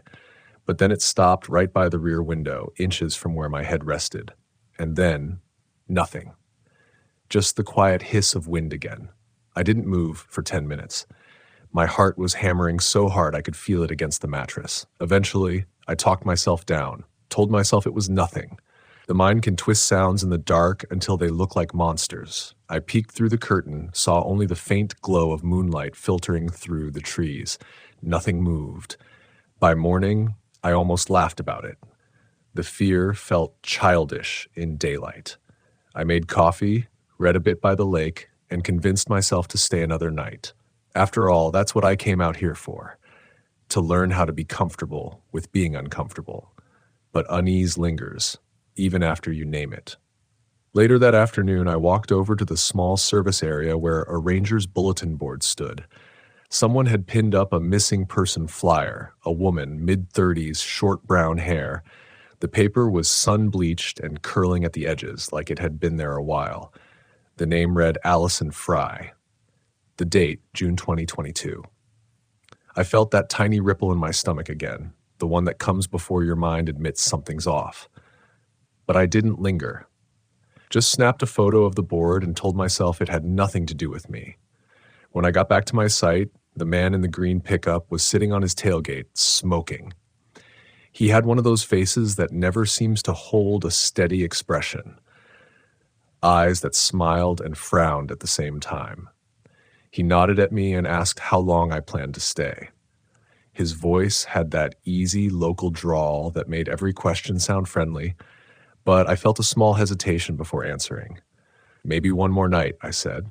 He smiled. Not many folks camp midweek. Quiet out here, huh? I nodded. He flicked the cigarette away, then added, "Be careful up by the ridge. Bears sometimes wander down at night."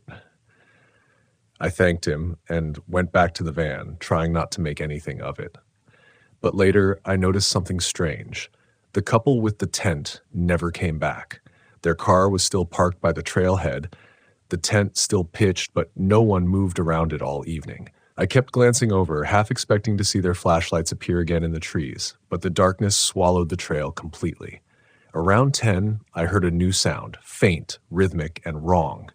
Not the wind this time. It was a dull thunk, thunk, thunk, spaced every few seconds, like something tapping wood or knocking. I turned off my lantern and listened. The noise came from the direction of the trailhead. It stopped, then started again, closer. I grabbed the flashlight, opened the van door quietly, and shone the beam across the clearing. Nothing. Just the shimmer of the lake and the empty loop road curving through the pines. But when the light hit the tent, I saw something that made my stomach twist. The zipper flap was open, swaying gently, and inside the sleeping bags were gone. That's when I realized how alone I actually was. No cell signal. The ranger station had closed hours ago. The family with kids had left earlier in the day. And that man in the green pickup, his truck was still there, but his campsite was dark. I told myself to calm down. Maybe the couple went to town or to another campground. Maybe I'd just been too long on the road, too many nights alone. I locked the van, pulled the curtains tight, and tried to sleep. But sleep doesn't come easy when your instincts are screaming at you. Every creak of the van felt like movement outside. Every whisper of wind became breath. I lay there, gripping my flashlight like a weapon, heart racing for hours. Somewhere past 2 a.m., exhaustion finally pulled me under. When I woke up, it was dawn, and someone had left something on my picnic table, a small tin mug filled halfway with coffee that was still faintly warm. At first, I thought I was still dreaming. The mug looked so ordinary sitting there on the weathered wood, silver tin catching the first orange spill of morning light. But that faint wisp of steam rising from it, that was real. And in the middle of nowhere, it meant one thing. Someone had been close enough to my van, close enough to know I was asleep inside, and decided to leave me something. The kind of gesture that's only polite if you asked for it, and I hadn't. I stepped out barefoot, the cold biting through the thin layer of dew on the dirt. The mug wasn't mine. I was sure of it. Mine had a dent on the rim from a trip in Utah. This one was clean, like something from a store shelf. The coffee smelled faintly burnt, as if it had been reheated over an old fire. I looked around, scanning the tree line. Nothing moved, but the woods felt awake, like they were watching me. I dumped the coffee out, rinsed my hands with the last of my bottled water, and threw the mug in the trash compartment of June. I didn't want to think about it, but I couldn't stop. Every scenario circled through my mind. Maybe the guy in the green pickup had brought it, trying to be friendly. Or maybe the couple from the tent returned overnight, realized I looked alone, and thought it would be a kind gesture. Except their car was still there. The tent still empty. I decided I was leaving that morning, but when I turned the ignition key, June gave me nothing but a dry click. Then another. Dead battery. That's when panic first whispered, not full-blown fear, but the start of it. I'd been through plenty of mechanical hiccups before. This was different. I had solar backup for the fridge, and a battery monitor that should have prevented a full drain. Someone would have had to turn on every light in the van, maybe even the radio, to kill it that fast. I stepped outside again, circling to the back. My heart thudded as I noticed faint footprints in the damp dirt. Not boots, sneakers, medium-sized, leading away from the driver's side toward the trees. I felt the shift then. The quiet no longer sounded peaceful. It sounded hollow, as if the forest itself had emptied out to make room for something else. I tried the ignition again. Nothing.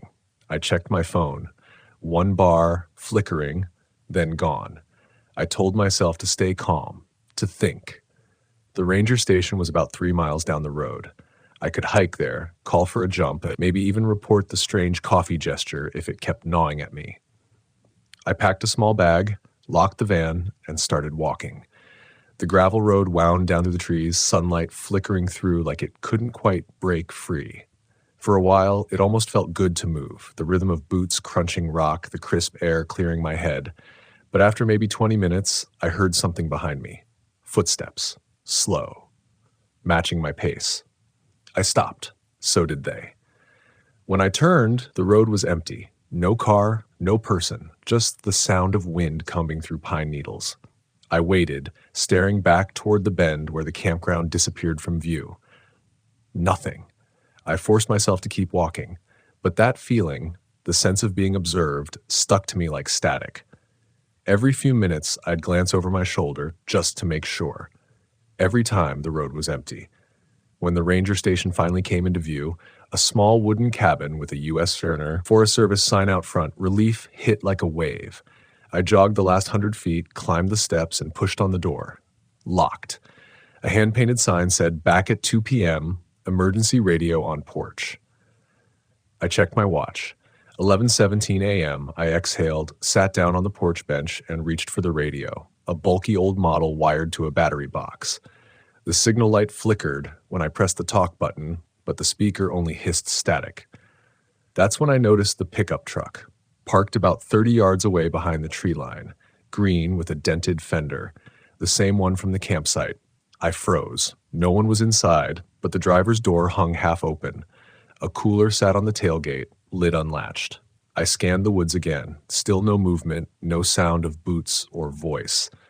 I should have gone back to the porch, but something in me wanted confirmation. Wanted to know if my fear had a face. I walked closer, just enough to see inside the truck bed. The cooler was filled with melted ice water, a few beer cans, a tin mug. The same kind, clean, no dent. My throat went dry. I turned to go back toward the ranger cabin, and that's when I saw movement between the trees. A shape, half hidden in shadow. A man, maybe 40 or 50, wearing a faded brown jacket. He wasn't looking at me. He was looking past me, toward the road I'd just come from. Then he started walking. Not toward me, but parallel to the tree line, slow, deliberate steps, as if circling. That was enough. I ran. I didn't even think. I just sprinted down the dirt road, heart slamming, gravel kicking up behind me. The van was still 3 miles away, but the idea of staying put near that truck felt worse. My breath came in ragged bursts, lungs burning in the thin air. Somewhere behind me, I heard an engine start. I didn't look back. By the time I reached the bend that led toward my campsite, I could hear the hum of tires on gravel. The truck was following, slow and steady. Every instinct in my body screamed to get off the road. I veered into the woods, ducking behind a fallen tree, pressing myself flat. The truck rolled past, barely 10 feet away. And in that moment, I saw the driver's face clearly through the windshield. The same man from the pickup, the one who'd warned me about bears. He wasn't smiling now. He was scanning the woods, eyes darting side to side. I waited until I couldn't hear the engine anymore. Then I moved, quietly, fast, staying parallel to the road until I could see the outline of June through the trees. She looked small, helpless. I crept closer, heart pounding so hard it blurred the sound of everything else. The van door was still locked, no sign of tampering. But as I approached the driver's side, I saw something written in the dirt on the rear window. A single word, scrawled with a finger, "Stay." My hands shook. I unlocked the door, climbed in, and slammed it shut behind me. My breath fogged the glass. For a moment I couldn't think, just sat there staring at that word. Stay. A command. A threat. A warning. Then, from somewhere out on the loop road came the sound of tires again, the crunch of gravel drawing nearer. I ducked down, heart racing. The truck rolled into view, slow and deliberate, headlights off. It stopped right in front of my campsite. The engine idled. I could see the driver's silhouette motionless. Minutes passed. The truck just sat there. And then, as quietly as it came, it reversed down the loop and disappeared into the trees. I didn't move for almost an hour. When I finally did, I started packing everything. I didn't care about order or noise. I just wanted to leave.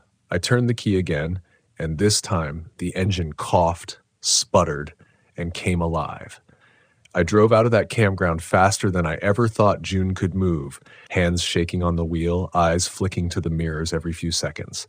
The road twisted through the forest like a tunnel. For miles, I saw nothing but trees until I reached the highway and realized there was another car behind me, the same green pickup. He wasn't tailgating, just following, keeping distance. Every turn I took, he took. Every slowdown, he slowed. The fear that had been simmering all night finally boiled over. I wasn't imagining this anymore. For 20 miles, that pickup clung to me like a shadow, not close enough to force me off the road, not far enough to pretend it was a coincidence. Every time the highway curved, I'd catch the flash of its dented fender in my mirror, that green like oxidized copper under the sun.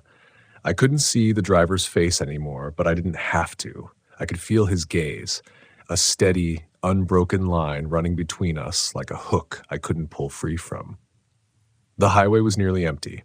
I passed a few semis, a motorcyclist heading the other way, but no one stayed long enough to notice what was happening. The landscape opened into that wide Colorado nothingness, dry plains pushing up against distant ridges, sky too big, too bright. I tried to tell myself I was safe in motion, that as long as the wheels kept spinning, I had control. But deep down, I knew control was an illusion. He wasn't chasing me anymore. He was hurting me. I gripped the wheel until my knuckles ached. My mind ran in circles. Should I pull into a gas station? Flag down help? But what if he followed me inside, pretended we were together? That's what terrified me most, the normalcy he could wear like a mask. Out here, people talk to each other. A woman and a man show up at a rest stop and no one asks questions. I remembered the word scrawled on my van, stay. Now I wondered if it had been a threat or a warning. There was a split in the highway ahead, a smaller county road veering west toward a town called La Veta. I made the turn sharp and sudden, hoping to catch him off guard. In the rearview mirror, the truck hesitated. Then it followed. My pulse spiked. This road was narrower, curving along the side of a slope, pine trees crowding close again. Every few hundred feet there was a turnout. Small dirt shoulders meant for scenic views. My mind started to map them, looking for one where I could do something reckless if I had to. About 5 minutes in, I saw one of those turnouts open up on the right, wide enough for 2 vehicles. Without thinking, I hit the brakes, pulled in hard, and killed the engine. The pickup came around the bend seconds later, too fast to stop. It barreled past me, then braked, its back end fishtailing in the gravel. I could see him through the rear window now, the man's head turning, eyes narrowing when he realized I'd stopped. For a heartbeat, we just stared at each other through glass and distance. Then he threw his truck into reverse. Instinct took over. I floored it. June roared back onto the highway, tires spitting gravel. The engine howled like it hadn't in years. I didn't look back again until I hit 65. The pickup was a shrinking shape behind me, then a speck, then nothing. I kept driving anyway. For 2 hours straight. When I finally pulled into a gas station near Walsenburg, my hands were trembling so badly I could barely get the key out of the ignition. The attendant must have seen my face because he came out right away, asking if I was okay. I nodded, even though I wasn't. "Old guy in a green truck," I heard myself say. "Been following me since Lake Isabel." He frowned. "You mean the one with the dented side and missing tail light?" My heart dropped. "Yeah," he sighed, shaking his head. "We've had a few complaints. Sheriff's been looking for him. says he's been hanging around the campgrounds, offers help, then gets weird. That word, weird, landed heavier than it should have. The man let me use his phone to call the sheriff's office. I gave them everything: the location, the mug, the footprints, the truck, the word on the van. They said they'd send someone to check it out, but even as I spoke, I knew how it would go. Men like that, they slip through the cracks. Too polite to arrest, too unsettling to forget. I stayed at that gas station for hours, just sitting inside June, engine off, staring at the highway. Every car that passed made my chest tighten.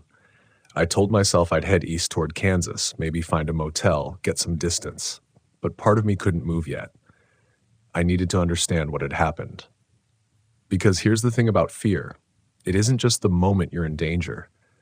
It's what comes after. The way your mind keeps rebuilding the trap, step by step, asking what you could have done differently. When the sheriff's deputy finally called me back that evening, he said they'd gone out to the campground. The green pickup was gone. The ranger station was locked again. The tent by the trailhead was still empty. They found no sign of the couple or of anyone named Allison Fry. The missing person poster I'd seen wasn't in the bulletin board anymore. I asked if they thought it was connected. The deputy hesitated before saying, "We can't confirm that, ma'am," which meant, maybe. After that, I didn't camp for a while. I spent nights in motel parking lots, engine idling, one hand always close to the ignition. Every noise outside made me flinch. The wind through the vents started sounding like that same scraping from the first night. The line between real danger and remembered fear blurred until I couldn't tell which was worse. But slowly, over weeks, something shifted. The fear didn't go away, it just changed shape. It stopped being a threat and became a kind of awareness, a sharpness I'd never had before. I realized that I'd been chasing solitude for the wrong reasons. I thought being alone meant freedom. But real freedom isn't just leaving things behind. It's learning which instincts to trust when no one else is around to confirm them. Every small warning, every shiver of unease that I'd brushed aside out of politeness or self-doubt, those were my alarms. And I'd ignored them because I didn't want to seem paranoid. Because women are taught to be kind before cautious. Now, I know better. I still travel in June, though I keep her closer to civilization these days. I check my mirrors more often. I write down license plates that linger too long. And sometimes, when I stop at a campsite and see another solo traveler, I'll tell them this story, not to scare them, but to remind them that peace and safety aren't the same thing.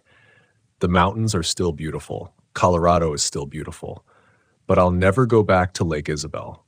Not because of what happened there, but because of what it showed me about myself, the version of me that kept trying to explain the danger away. There's a strange kind of clarity that comes when fear finally speaks louder than doubt. It's the moment you stop waiting for someone to rescue you. It's the moment you become your own warning. I think about that mug sometimes, the faint wisp of steam, the quiet message in its warmth.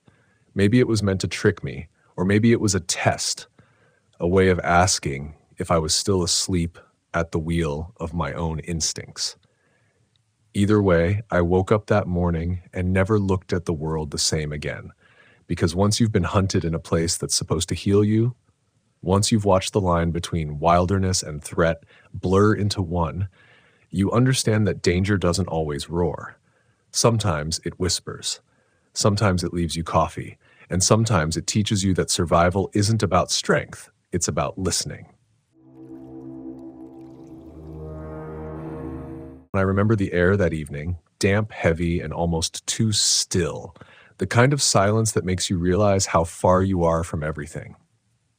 My name's Mark Ellison, 53 years old, and I've been traveling solo in my old Volkswagen camper for nearly a decade. You'd think after all that time I'd have learned to trust my gut. But that night in Western Massachusetts, I didn't. I'd been winding through the back roads near the Berkshires, chasing what I thought would be one last quiet week before the snow.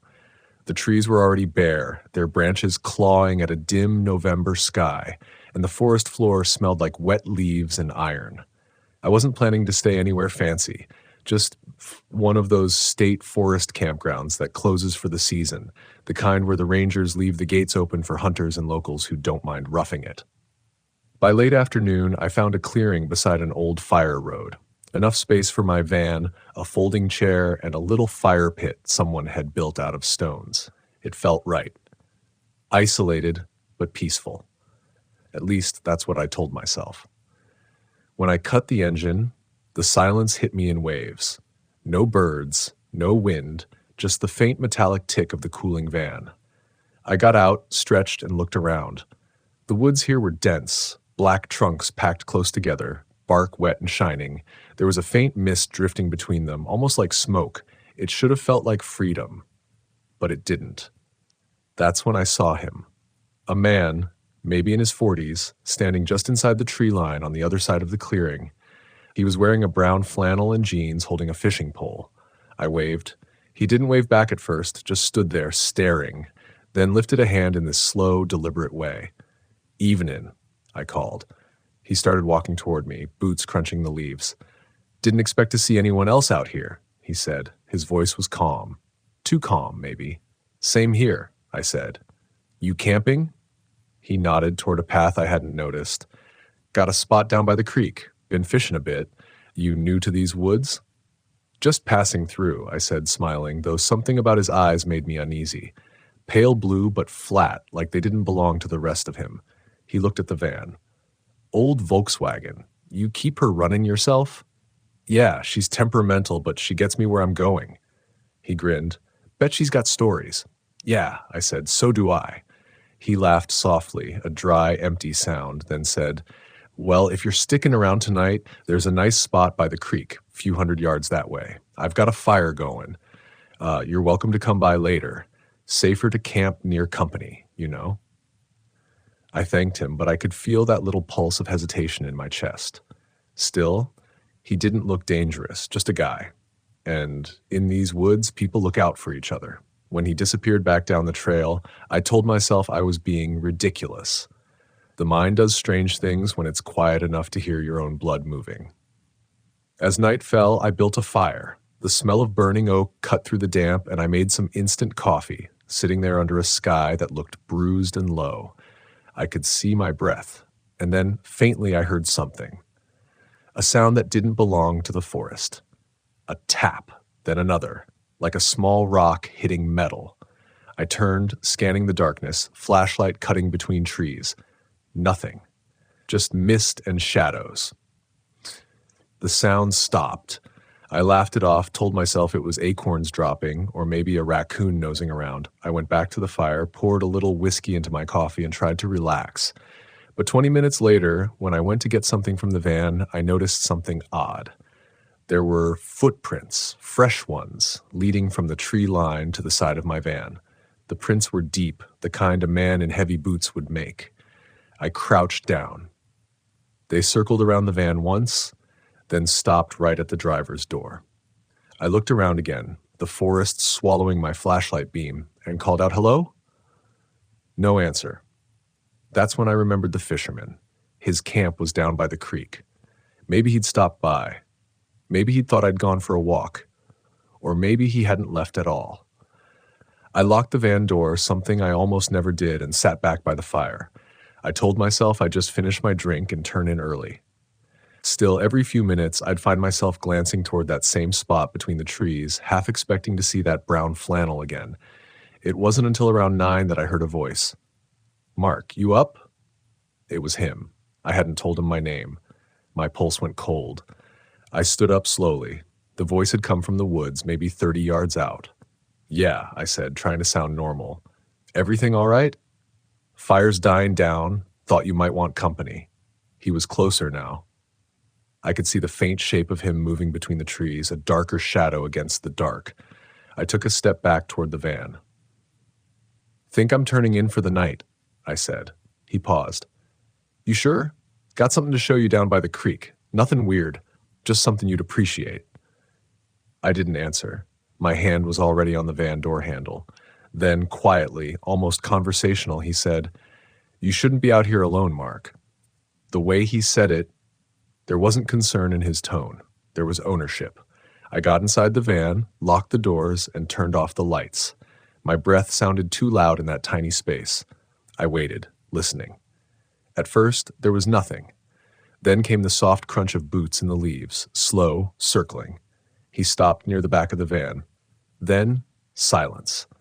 I sat there for maybe an hour, clutching a small knife I kept in the drawer. Every flicker of sound, every branch snapping, made me jump. I couldn't tell if he was still out there or if my mind was just replaying the sound of his footsteps. At some point, exhaustion crept in. I must have dozed off because when I opened my eyes, the fire outside had burned down to ash. My watch said 2:17 a.m. I glanced out the small window. The mist was thicker now, heavy enough to hide everything beyond a few feet. And then, from somewhere in that fog, came a sound I'll never forget. A low, dragging scrape against the side of the van. Metal on metal. I froze.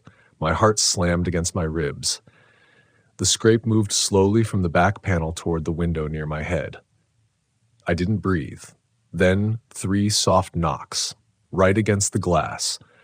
I couldn't see anything through the condensation, just the shape of a handprint appearing on the fogged window, wide fingers pressing against the glass and then lifting away. The sound faded. The woods went still again. I sat there until dawn, gripping that knife, eyes burning. When the first light finally hit, I stepped outside. The ground was soaked, the air sharp and clean. But the footprints, they were still there. Deep, deliberate, leading right up to the van and away, back into the woods toward the creek. I never saw the man again. But later that morning, when I drove down to the creek, I found something that made my stomach turn. His camp was there, just like he'd said. The ashes of a fire, a folding chair, a fishing pole propped against a log. But the tent, it was half collapsed, its zipper torn open. Inside, I saw a sleeping bag darkened with something that looked like dried blood. And on the ground, right beside it, a driver's license. Not his. It belonged to a man named Robert L. Henson, age 42, from Vermont. I still don't know who the man I met was, but I know this. Whoever he wasn't a fisherman. And he wasn't camping there. I remember standing there in that gray morning light, staring at that driver's license like it was something radioactive. The picture showed a man with kind eyes and a half smile. A man I'd never met. A man who might have stood exactly where I was standing now. The forest around me was quiet, but not peaceful. That kind of silence that feels like it's waiting. I scanned the clearing again. No sign of movement, no sound of boots or breath. Just the mist clinging low over the creek and that tent still slumped as if something inside had deflated it. I don't know why I didn't just leave. Any sane person would have turned the key, floored it, and gotten the hell out. But there's something about curiosity, or maybe disbelief, that roots you in place when you should be running. I took a step toward the tent, my boots sinking into the wet earth. The smell hit me before I even crouched down. That sharp, metallic tang of dried blood. Inside, the sleeping bag looked stiff, as if it had been there for days. There were drag marks leading a few feet toward the creek, then stopping abruptly where the mud turned to stone. No footprints beyond that point. Just the water moving slow and dark beneath a film of mist. I backed away, my heartbeat in my ears. I didn't take anything. Didn't touch the license again. I just walked back to the van, trying to keep my breathing even. When I started the engine, the noise felt wrong. Too loud, echoing through the trees like a flare. I kept glancing at the mirrors, half expecting to see that flannel shape emerging from the fog behind me. The dirt road out of the campsite wound uphill, narrow and slick. I drove slow, gripping the wheel so tight my knuckles went white. My headlights cut through the haze in short bursts, illuminating only what was directly in front of me. And then, up ahead, a flash of movement. Someone stepped into the road. I slammed the brakes, the van skidding sideways. The figure stood there, hands up, the same brown flannel, the same calm expression. He looked almost relieved to see me. "Mark," he said, like we were old friends. I kept the engine running. "What do you want?" He tilted his head. "You went through my camp." My mouth went dry. "That wasn't your camp." He smiled, just a little. You shouldn't go poking around things you don't understand. Not safe. Neither is stalking people in the middle of the night, I shot back. He laughed softly. You think I'm the one stalking you? He took a step closer, and that's when I noticed the handle of a knife hanging from his belt. Not hidden, just there, casual, like a part of him. Stay where you are, I said. He raised his hands again, palms out. You've got it all wrong, Mark. I was trying to help you. There's people in these woods who don't like strangers. Then who's Robert Henson? That made him stop smiling. For a long moment, he just stared at me, not angry, not surprised, just studying. You should drive now. I shifted into reverse, trying to create distance, but my back tires hit a rut and spun. He took another step forward. I said drive, Mark, he repeated, quieter this time, almost like a whisper. Before they hear you. Before they hear you. That word. They. I didn't wait to ask who he meant. I slammed it into first, tires catching, mud spraying behind me. The van jolted forward, fishtailing up the hill. I caught one last glimpse of him in the rearview mirror, standing dead still in the road, head tilted to one side, watching me disappear. It took 20 minutes to reach the paved road, but it felt like hours. Every curve made me check the mirrors. Every sound from the woods made me flinch.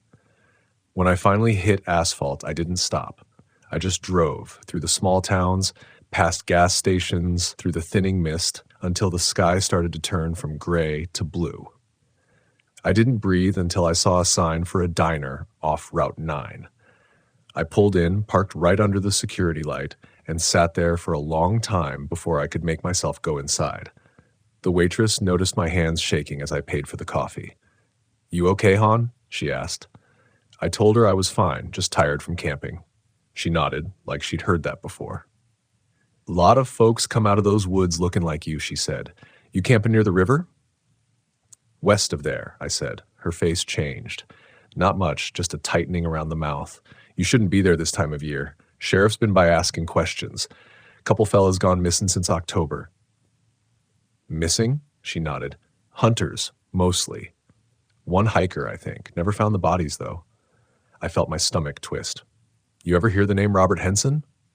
She frowned, thought for a moment, then said quietly, Yeah, Vermont plates, right? They found his truck abandoned near Chesterfield Gorge. That was 3 weeks ago. I left cash on the counter and walked out without finishing the coffee. That night, I slept in a rest stop off I-91, parked between two semis, engine off but key ready in the ignition. Every creak of metal, every passing headlight made my chest tighten. I kept seeing that face, the fisherman's, standing in the road, calm as if none of it mattered. When I finally got back home 2 days later, I couldn't shake the feeling that I'd brought something back with me. Not a curse or a ghost, but a memory that clung like smoke. For a week, I didn't unpack. Couldn't. Every time I looked at that van, I thought about the sound of the hand against the glass. But the worst part wasn't fear. It was the doubt. The way he'd said, You think I'm the one stalking you? The way he'd told me to drive before they hear you. I kept replaying it, wondering if maybe he wasn't the monster I thought he was, or if there were more out there. I even called the local sheriff's office to report what I'd found by the creek. They took my statement, but when I mentioned the blood, they said, There's not much we can do unless there's a body. 2 weeks later, they called me back, said they'd checked the site, found the tent, found the ashes, but no blood. No license, no sign anyone had camped there recently. It made no sense. I asked them if they were sure they'd looked in the right place.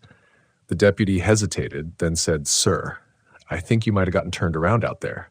Those woods all look the same. A lot of people imagine things when they're out alone. I wanted to argue, but I couldn't, because he wasn't wrong. Those woods did play tricks on you.